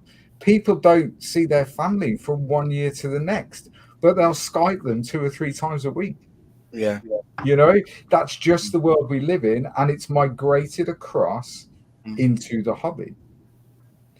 So therefore, unless we take ownership of it and we promote it and we don't bash IPMS, we try, and in the best way that we're able to. If I didn't work, if I had no job, if I was retired or had a lot of money and didn't need to work, I would absolutely be running for a position on their board, knowing that I'm going to spend all my time battling against the old guard to try and get them to embrace this digital world that we live in. And it might take years and years and years, but I'm up for the challenge. Unfortunately, I have to work 60 hours a week. So I haven't got the opportunity to dedicate the time to it that it would absolutely need. But Luke, what is it they're afraid of? I mean, and talking about welcoming the digital age in, I mean, it's come and it's gone. You know, what they think of, I think, as a threat is, you know, they might think Facebook is a threat. Yeah. Facebook is dying in Western. I mean, it's getting big. It's still growing, but it's mainly in India, in Africa, in emerging markets. Not in China. Yeah, European usage has shrunk. North America is still quite big, but you know that is not the most recent platform. You know, there's more people using TikTok in Europe. You know, so I don't really get what the fear is, if you like, from the old guys. What they're afraid of. I think a lot of it is a generation thing. You know, if I said, I'm sure you have the same thing, right? With your club, you have people who are of all ages. A lot of the people, most of the people that come into the shop, if I did a median age, it's probably about the same as the YouTube channel. It's 45 plus is the kind of medium age. You know, yes, there's kids coming in with their parents and stuff, but averaging out is probably around 50 or so. And a lot of people are, retired in their 70s or older doing that. I have great conversations with them. Most of them pay by card. They are au fait or on the phone. And it's not because my shop is digital. They've just come in there. So it's almost like the IPMS is a select section of that. I don't know whether it's like a club. Again, I think it's a cultural thing to me. That's what I observe. I think it comes from two things. I think there's a generation thing. For example, my parents are in their 70s. They've got smartphones. They watch YouTube on occasion. They don't watch me, thankfully, but they do watch YouTube on occasion. But if I said to my parents tomorrow or whenever the next time I see them, get TikTok, they're not interested. They kind of know enough to interact with the world when they need to, but they don't want to take that next step and digitalize their lives. I mean, trying to get my dad to have a smart meter for his heating and stuff, that took about 3 years to try and get him to do that. And we saw it certainly during lockdown when this Zoom became massive. And a lot of people didn't even realize that this kind of thing existed. We've been doing it for years in the hobby, but we were using things like Google Hangouts, Jitsi, 8x8, all this. Messenger. Yeah, and that's what we were using. But video calls were second nature to us, really. So it wasn't. But for a lot of people, it was an eye opener that this exists. And I think culturally, the IPMS almost has had closed doors to the new modern world that's emerged and is emerging. Who knows where we'll be in 15, 20 years' time. But it takes now the younger generation. I don't think that it's always, ever since I started the hobby 11 years ago, the hobby's dying, it's not dying. It's changing and it's evolving. Yeah. Agreed. it is changing without a shadow of a doubt. And the subject matter that people are getting interested in and building, that's changing massively. I think it's growing hugely. It's but totally growing. I think, I mean, you look now, if you're looking for a kit or aftermarket or paint or whatever it may be, you're just bombarded. There's so much choice. So much choice. Well, these manufacturers wouldn't be doing that if it wasn't financially viable and people weren't purchasing this stuff. Why would they do it? So the hobby dying, absolutely not. It's changing. IPMS dying, I don't think it is, but I think it's at a crossroads. And I think it's been at a crossroads for about 5 years. And it's either going to go one way or the other. And it happened in the States in the 90s, where there were a big portion of IPMS members that were progressive and were wanting the IPMS to update. But what they did, and fair play to them, is instead of trying to change IPMS from the inside out, they started their own society, which is now called AMPS. Which, to be honest, so therefore they took that membership away from IPMS. Can I just jump in quickly here? Because looking through this magazine, when all things being said and done, the webmaster standing for the post of webmaster is a guy called Peter Reedman. So I'm assuming he's already their webmaster. I am standing for the role of webmaster to continue the development of how the society runs with its online presence on a day-to-day basis. But the ever-changing world, the society has to move to a more online attitude so as to make the society more efficient and cost-effective. If re-elected, so I say re-elected, I would continue to develop IPMS's profile on the internet so as to encourage fellow modelers to join. I'd also look at automating processes that will reduce costs and save our volunteers and officers time. This, I believe, is a way forward for the society to grow and become more effective. Now, the website to me hasn't changed in 5 years. When I first joined all those times before, I haven't seen a change. The thing is, though, is that they've only given you election addresses of the people who are standing. That there's nobody actually come forward to take on. I've not seen anywhere in the pack I've got. There's no other names that I could vote for. Because no one else has put themselves forward. No one else has put themselves for it. So there you go. There's the crux of the matter. That, see, if they said to me, Moz, can you take on the webmastership? First thing I would do is say, give me £5,000. You've got it there. You've got £100,000 in the kitty. Give me £5,000. We will outsource that website and make it e-commerce, because it has to be e-commerce website. Yep. Because you are looking at subscriptions. They sell their own tools. You want to have that sort of position. In that, you then create the front page, and there you will start and make out. The problem is that there's so much going on in IPMS. Like I said, you've got affiliated groups, you've got the SIGs as well, you've got your decal, your instruction, and all. There's a lot going on here. You've got the competition, which is huge. After that time we had with Andrew on here, I was blown away on how much work he does, and he still has time to do the what's it called? The air show. What's the air show he does? Tattoo. Yeah. So, the man, I was blown away by him, and he agreed on a lot of what we said.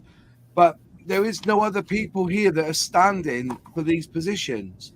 But the first thing I would do is go up and say we need to make IPMS and that website the focus of the society, because as soon as you get that e-commerce side to it, then you'll have everything sorted, and probably once you've developed it, it doesn't take a lot to take the information from that website into a WebKit and make it into an app that could be on iPhone and iPad, on Android or Apple. So yeah, But like you said, I'm seeing this, and he's been in this position because he's been re-elected. There's no change in the website, and I can't see how they can do this without. He should have been saying, "I will endeavour to spend the money and outsource the website." Because outsourcing the hosting and the development of a website is a cost. Then there'll be a monthly fee for that update, keeping that running, the background running. But the shop front, where you update articles, even put the magazine as a PDF and make it all that, that's where you've got to hit home. So, and this is what I'm trying to get at, is that these people are standing, but, it's like there's nobody they're standing against. They're just asking for re-election. So just let me say this, Mark. So, because I know Luke was saying the same thing, it's a problem. It is a problem. I don't think it's, if you like, our fault as members for not putting ourselves forward, because I had similar discussions 25 years ago, before the internet was, in full swing, just before the dot-com bubble. It's the culture of the IPMS and that secretary kind of, I don't know whether it's just naturally that administratively, bureaucratically minded people kind of are attracted to that kind of thing. But it's always had that kind of, if not actual structure, that feel to it. And I think this was true in the US as well in the 90s, which is why they just were like, screw that, we're going to form our own society, which isn't like that. And I think until you get out of that, nobody's going to I wouldn't put myself forward as an individual into that committee, knowing I was going to be the only one, because I know I'd just be destroyed every time I get up. And that would be wearing, right? If you had another ally, 2 or 3 of you, yeah, maybe you could start to try and, force change that. But because nobody is putting themselves forward, I mean, and to me, even things like webmaster, I mean, what a 1990s title for it's like not head of digital or like e-commerce or any of all of the stuff that you just said, Moss, was so far ahead of that title, it just beggars belief. It just shows you out of step, and I think that's the problem. The culture of that is just so archaic, and I'm not sure that can change in time. They've got here, there's a scrap of paper here telling you, basically, there's the people who are standing. You've got a for and against, and they've got an update to club rule to include paragraph 613, which is proposed by John Hebditch, for and against. That's for and against on that one. Can we just had to scan the magazine to find out where there it is. So basically, the resolution is to include the paragraph 613. This is the difference between last year's and this year's. Those members standing for the post of honorary treasurer must also submit their nomination paper, a curriculum vitae. Fucking what? Everything you've just said, Moss, turns me off. And I've worked for big corporate organizations with more glossary. You have to read a glossary before you understand a meeting. None of what you've said, associate, whatever. How many people in their 30s or 20s really want to be part of a structure like that? Yeah. All right, Nigel, raise your hand. Raise your hand, Nigel. He's not in his 30s. Give him. No, Hong Kong models, man. Oh, the other one. That to me, Moss, what you just read out reminds me of old days Rolls Royce. There would be a manager's position comes up, and all of a sudden, John Parker was successful in that application. Yeah. I didn't see any adverts. No, we didn't advertise the job because John was the preferred candidate. Yep. No one else got the chance. Yeah. And with the IPMS, it makes nobody dares. It's like us on here now. If you're the webmaster, I'm not going to go for the webmaster's position because Luke will never speak to me again. I would, Nigel. I would. Just the language they're using. Did somebody say something? I would as well, too, buddy. Amazon would talk to you again.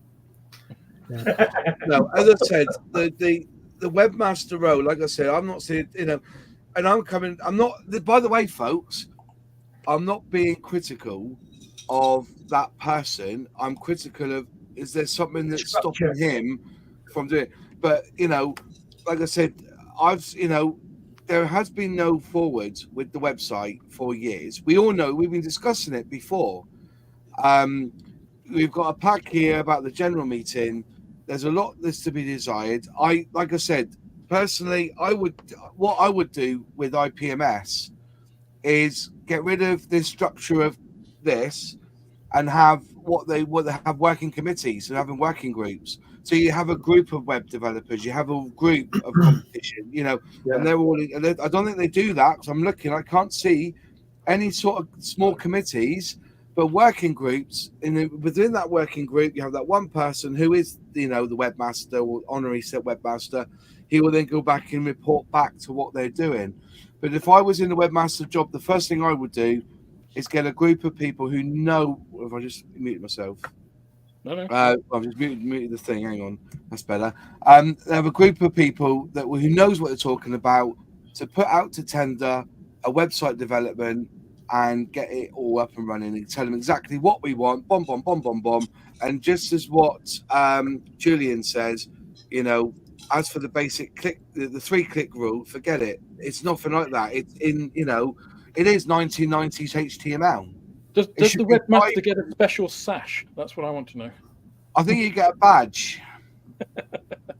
I mean, that's what he sounds like, a meeting of the fucking Freemasons. Yeah. You say this about them being back in the 90s, but why then, this year, did they force me to pre-book when I didn't even know if I could actually go? I mean, it wasn't even a case I could turn up and pay with my card or even pay with the app.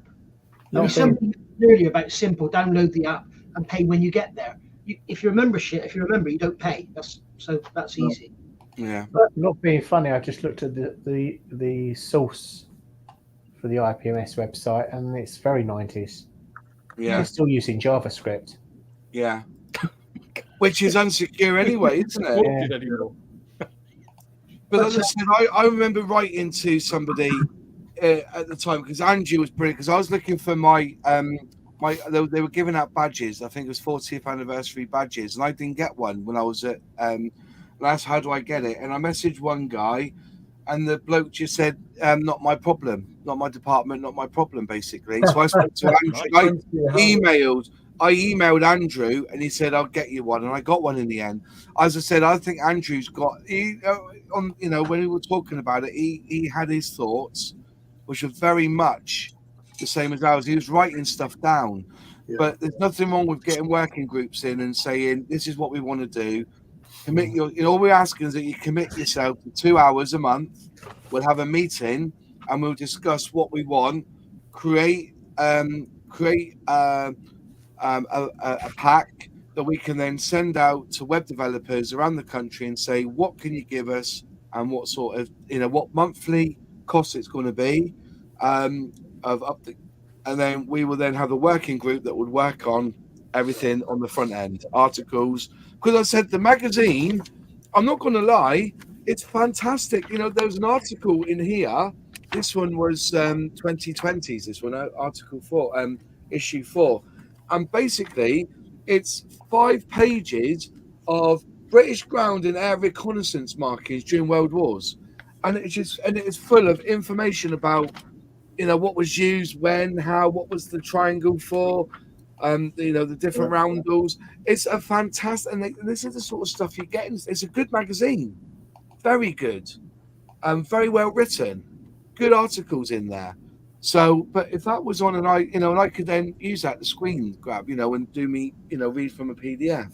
And if that was available in PDF format with a database that you could search, that new members could come in and do that, how fantastic would that be? Mm. Rather than, do you know anybody with a 2020 issue number 3 that I can loan because that's got that stuff in it? It's just, I mean, I'm not going to say I want to bash the IPMS, but again, we come back to that question that we asked before. I've forgotten the guy's name, but before he came on, is what is I think the IPMS has to really do a bit of soul searching and work out what it is for. How does it make itself relevant to modelers of all ages today? Because I think they think it's something it isn't or shouldn't be. And it doesn't have a life of that anymore. return on And as investment. Luke said, if new people come in, there's different focus, and if they can change it to become what will actually help people, that's great. But I think there's a limited amount of time that they have to be able to enact that change before they become completely irrelevant. This was as I said, the message I got was I wrote to him saying, "Hi there, I went to Game Model World, didn't get a pin badge, marketing anniversary society. I was told it would be shipped to members instead. Can I have one, please?" And the response was, "Pin badges will be sent to members who haven't already picked theirs up, but I'm not sure what the arrangements are yet. Not my department." That was the message, Doug. So then what I then did, I just forwarded it on to Andrew, and then Andrew, clear as button, straight away got the badge sent to me. So I got the badge. But that was his response, not my department. Whether he was trying to be tongue-in-cheek, I don't know. But it is your department. You are the membership secretary. Surely, Nice department. Yeah, not my department. Someone who is, Yeah. Sorry about this. I don't know what the arrangements are. I will pass this email on to who's in charge of it. Yes. But no, that was the email I got. So yeah. But that's what I would do. Do you think the situation with the IPMS is a bit like Wimbledon? If you want to win the IPMS competitions, you have to do it this way. No, it was never like that, I don't think. See, no, I don't think it Wimbledon is, isn't it? So obviously in the US, and I'm not going to get into that hornet's nest, but in the US, there's a big push for the IPMS to change the way they judge competitions. Yes, because there's essentially, at the moment, there's two mainstream ways that any competition will be judged. One is known as the open method, and one is IPMS judging standard. So the way the IPMS do it is they have like a checklist almost. So they'll start off with construction. So they're looking for things like seam lines. They're looking for things like, if you've rescribed a panel line, does that panel line go somewhere, or does it just end up in the abyss under paint, and all this sort of stuff. So that's the first thing they're looking at. Then they're looking at paint. So, or on construction, for example, have you got the angle of the undercarriage wheels right? Because on some aircraft there's a camber, on some aircraft they're inverted, etc., etc. Some aircraft. Is your ordnance correct? Is it at the correct angle? Because if you've got a missile that's like that, it's never going to fire, is it? Or it's going to destroy the aircraft as soon as they. So they're looking for stuff like that. Then they look at paint. So the quality of the paint. For example, if you've got a car kit and it's covered in orange peel paint finish and all that, so you ain't going to win, are you? Do you know what I mean? That's what they're looking for. So aircraft's a big one. Say they've got 300 entries in that particular class for aircraft. They're going to narrow that down pretty quickly. Looking at things like construction, paint, etc., etc. They're going to narrow that down pretty quick. Then they're looking at maybe, 25 of that 300, but they're only looking for first, second, third, and potentially a commended. So it's quite a small percentage of everyone that's entered. But then, essentially, the way IPMS do it, and Jim Clark, who was head aircraft judge for IPMS USA, is in the chat, so he'll correct me if I'm wrong. They're then looking for errors, basically, and that's how they determine first, second, third. Yeah. You mean errors in the build or errors in the accuracy? They don't really judge accuracy. So they're looking for errors in the build, like in the techniques. I've got Adhedral instead of diamond. Yeah, build, paint, techniques of modeling. That's what they're looking for. Accuracy is not something that they pay a lot of attention to, because that would mean, so you imagine how many subjects are out there across all genres, hundreds and hundreds of different subjects. You would have to have a subject matter expert on pretty much every model that's on that competition. Well, you can't do that, can you? Right. So they don't judge accuracy. When you're looking at an open system, So the way amps do it, for example, so every single model that is entered into the competition is placed in front of the judges for, I think it's 4 minutes. So instead of going through a checklist, looking at construction, looking at paint, looking at whatever, they've got 4 minutes to look at that model. And they have, as far as I know, 3 classes: bronze, silver, gold. But out of that 300 models, you might get, in the judge's opinion, you might get 100 of those that they think are a bronze. You might get 75 that they think are silver, and you might get 20 that they think are gold. Everyone gets a prize at that point. You with me? So it's not IPMS where 3 people are going to walk away with something in that class. Yeah. In an open system, in theory, every model in that class could get a gold. If the judges believe that it's of gold standard. So what would happen then at IPMS if Alex and I both entered an Airfix 1/24 scale Spitfire? Sorry, that's the Amazon guy. Sorry. That's the IPMS judge kicking in. They're both unweathered. They're both built out of the box. They're both in the out of the box category. They've both got the kit decals on, same scheme, and they are exactly the same. What do they do? The honest answer is I don't know, but I would defy any of us sat here to say that we can build a model without any errors and that is exactly the same as someone else. Totally right. Yeah. But I think that comes back to if it got down to you and Alex's Spitfire for gold, for first place in that class, one of them is going to have more errors on it than the other. It will be mine, I can guarantee. But it is. That's just model building. If you didn't cut the nubs off that held the tires so the flat spot is on the bottom. But there'll be something, won't there? There will be something. Yeah. And obviously these people in general are very, very experienced modelers. Yeah. Well, that's why they're going to identify. There's no goats. Yeah. You know. Yeah, that's right. Because the judges decide that nothing on that table in that class is of gold standard. So no one gets a gold. But I mean, they have done that in the old checklist system as well. Yeah, and last year they did it. Last year there were models that, you know, only 3 people have entered, but none of them are gold. It's like I know some people that will literally go through the competition classes a year before, and they will purposely pick classes that they know are going to be undersubscribed. Yeah. So they know that there'll probably only be 3, 4, 5 entries in that class. They know that because it'll be some obscure genre or obscure aircraft 1/12 scale and above. Yeah, it'll be something. And so they will purposely build a model because they know there's not going to be much competition in that class. Yeah. People do that.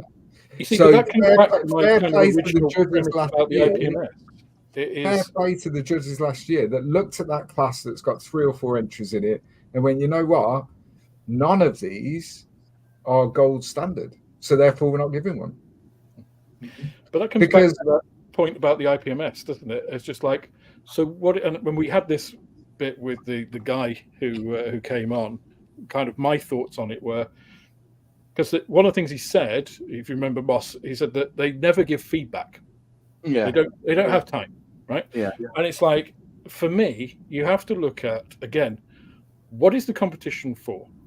Because if you know what the competition for, then how you judge it, what you do, the way you judge it and stuff flows from that, right? What is the end result? Is it like the Golden Demon? It is a celebration of the, the best painting of, particular subjects that you can possibly get. It has to be Warhammer. It has, it's all very strictly controlled, but it is about, skill, the application of skill. Whose is the best, how many, hundreds of coats that these people do.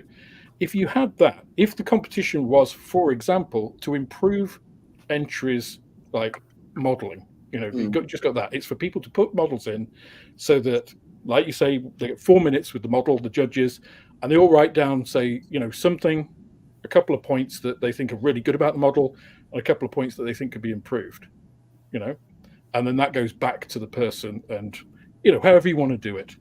But if they knew that, that would define then what they're doing in that time, right?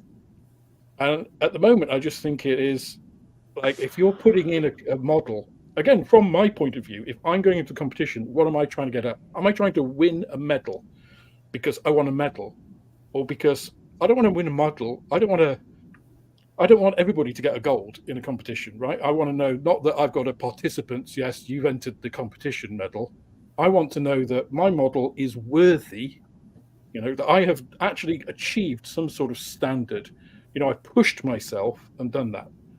And ideally, if it doesn't make it, I'd like some feedback on what other people think I could do to improve, to push myself. Where did I go wrong? That focuses. It's one of the reasons I don't enter competitions, because I don't see the point. What is the point of, you know, going through all of this for somebody just to say yes or no and you get a prize? It's like, you know, it doesn't do anything for me. But again, I think neither is bad. It's just you need to know what that is from both sides, right, for it to work properly. Yeah, I think for me, and I enter competitions on a fairly regular basis, so I don't enter a competition. I don't build for competition. Does that make sense? So I'll build something, and if I think it's okay, then I might put it on the table on the day. I don't build specifically for competition. I'm a big believer in, if anyone builds a model, as long as they enjoy the process, the end result doesn't really matter. The thing about the hobby is the process. That's the thing. Now, the reason I put stuff into competition is because I might build something and I'm a social media whore. So I'll post it all over the internet and everyone will, it's really good, I really like it, whatever. Okay, but is it good? Is it really good? And the only way I'm going to find that out is putting it on a table next to other people who are really good. Sully. And seeing, like Sully, and seeing whether or not the judges who are experienced modelers, whether they think it's any good or not.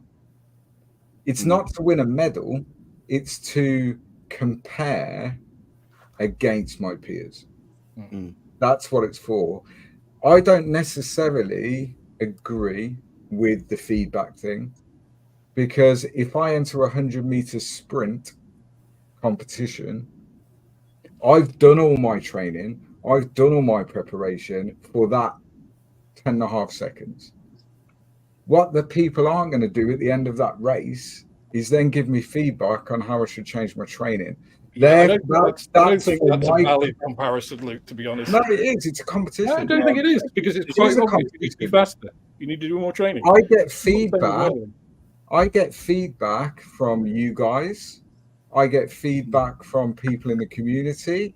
They tell me an honest opinion, people I trust, Nigel being one of them. When I built the T55 and he went, yeah, it's great, it's really well done. The weather, but you need more on the base. You need more rubber. You need more. So I changed it. We are not the average modeler. I don't mean that in terms of skill. I mean in terms of, we're putting ourselves out there, you know, on YouTube. We have some sort of social following, however large or small it is.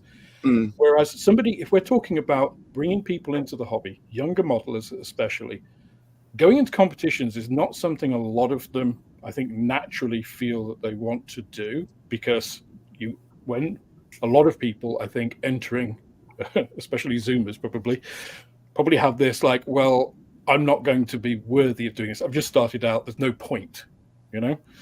And it's just like getting feedback. They might not have a club. They might not have, you know, they might have a limited, you know, social media thing. They may just watch YouTube channels. So again, for the IPMS, again, I think we come back to that fundamental point of, why does it exist? What are their competitions for? If they are just for giving out models to, like the Golden Demons, then everybody knows, then that's fine. But then they can't complain if people don't enter who are new.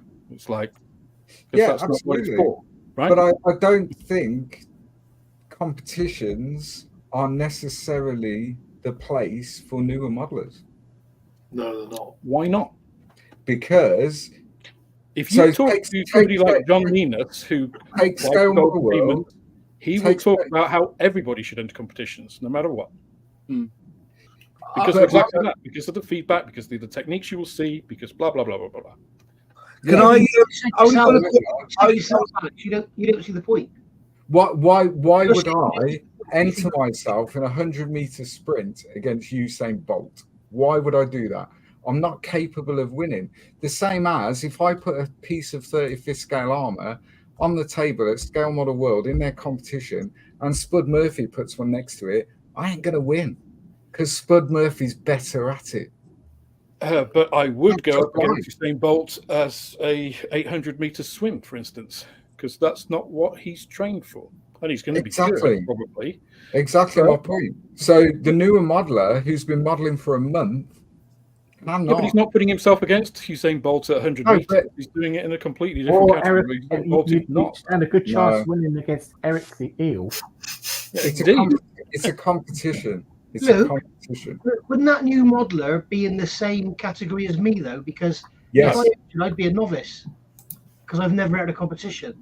There's no, in IPMS competitions, apart from the junior class, it's not like Scale Model Challenge. Again, should there be? Should it be that way? Again, we come back to how would you judge that though? Novice to how would you judge a novice to? So for example, a Scale Model Challenge, for example, the way they run their competition, if you win a gold, and people win multiple golds in each class, but if you win a gold in say 2023 in that class, then you cannot enter as a novice in 2024 in the same class. I thought it was if you'd even entered once, you can't be a novice. No. And IPMS have no such rule. So, for example, I could put a piece of armor on the table, as could you, and it could be next to a piece of armor that's been done by Spud Murphy. But would you be a novice? Say again. Would you? Because there is no novice, media expert. It's just a class. So, for example, 35th scale wheeled vehicles. That's it. So anyone can enter that class, whether you've been modeling for a month or whether you were published, been modeling for 30 years, won gold every year. It doesn't matter. It goes on the same class in an IPMS competition. Open system and Scale Model Challenge, slightly different. The only thing I'm going to say is that I put my one of my lorries in a competition last year, and I got the best bit of advice ever. That they looked at my lorry, and the first thing they did was look at the exhaust stack, and they saw that I hadn't drilled it out, and that was it. Then they just passed over me, all because the first requirement for them looking at models was that my exhaust stack, the exhaust bit, I didn't drill it out. I just left it because I didn't even think of it. It looked good, it all chromed up in, but because I didn't put the effort in to drilling out, that's the first thing they notice, and they bypass me. So now when I build lorries or I build anything, I make sure that I drill out all the exhaust. This is one thing. So, you know, and you learn from these things, you know. But anyways, it's getting on past 10 past 10. I think we need to get Jim Clark on here, mate, to have a little chat to us about his experience. I'm sure. So there's been a lot of controversy in the US about open judging, IPMS judging. Jim has now resigned as head aircraft judge, but I'm fairly sure Jim would happily come on and talk about judging at a big competition. Bearing in mind, nationals in the US might be 5,000-6,000 entries. Jeez. Well, he said he'd be glad to. So we'll arrange it for you, mate. Is to because, like Jim Clark is saying, is the Olympics the place for beginners? Absolutely which is not. A very, very. Yeah, that's a point. It's not. It's not. You're muted, Alex. You're muted. So we're saying competitions are only for the elite. Then that's very welcoming to other members. Well, big competitions, absolutely. They are. Yeah, don't agree at all. They are, though. They're not. They are. That's why it's a I don't agree. Drilling out the exhaust pipes and the gun barrels is for me just getting details right. And he's right. Absolutely. Yeah, that's the one thing I thought my finish. I thought my finish was absolutely solid, and I was really pleased. And the first thing they looked at was exhaust stacks, and that was it. I was passed over. So it's an experience for me. Anyways, because one of my mate Celtic West was judging another part of it, and he heard them say, so that's how. But I never got that feedback back originally. It was because of somebody who was in the room that was judging, and they said that. So if you hadn't overheard that, you wouldn't know.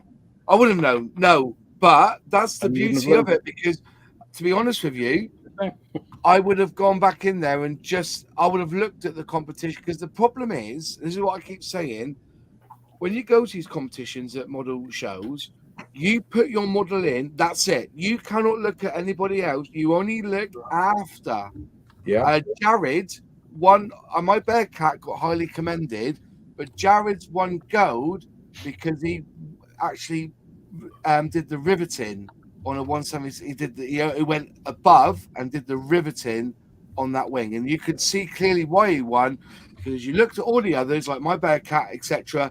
We didn't bother with the riveting. It was all, we just kept it flush. So, and that's why Jared got the gold. And that's because when you talk to the other people in that competition that you're there, oh yeah, Jared, he must have done the rivets on that one. And it was then afterwards, it was then agreed that it was the rivets that made, that was part of the reason why he won it. So that's what I'm saying. That's how it works. So, but anyways, it's 10 past 20, 10:15. Thanks all for joining us. It's been a long one, so it's been great. And definitely, if I can leave that with you, Luke, to have a little chat with Jim, get him on in next week. Mate. Yeah, let's go that way. Yeah. Maybe that's the one next week. We'll carry on this discussion about judging next week. Thanks all for watching again on a Monday night. We'll be back again next week. And I'll have to go to bed early because I'm going to Airfix next Tuesday. So it's bank holiday next weekend. Next Monday. It is next Monday. Yeah, next Monday. Yeah, it's bank holiday. Well, I'll be around for bank holiday anyway. I've got nothing else on. So, but somebody can't be. But yeah, we'll have. If we can get Jim Clark on either this Monday or next Monday, that'd be absolutely brilliant. But thanks all for watching. Remember, all the channels here. If you can just go and give them a like, give them a subscribe, watch their videos. It all helps and bring us through on the community. Thanks all for watching, and we'll see you next week. Cheers all. Bye.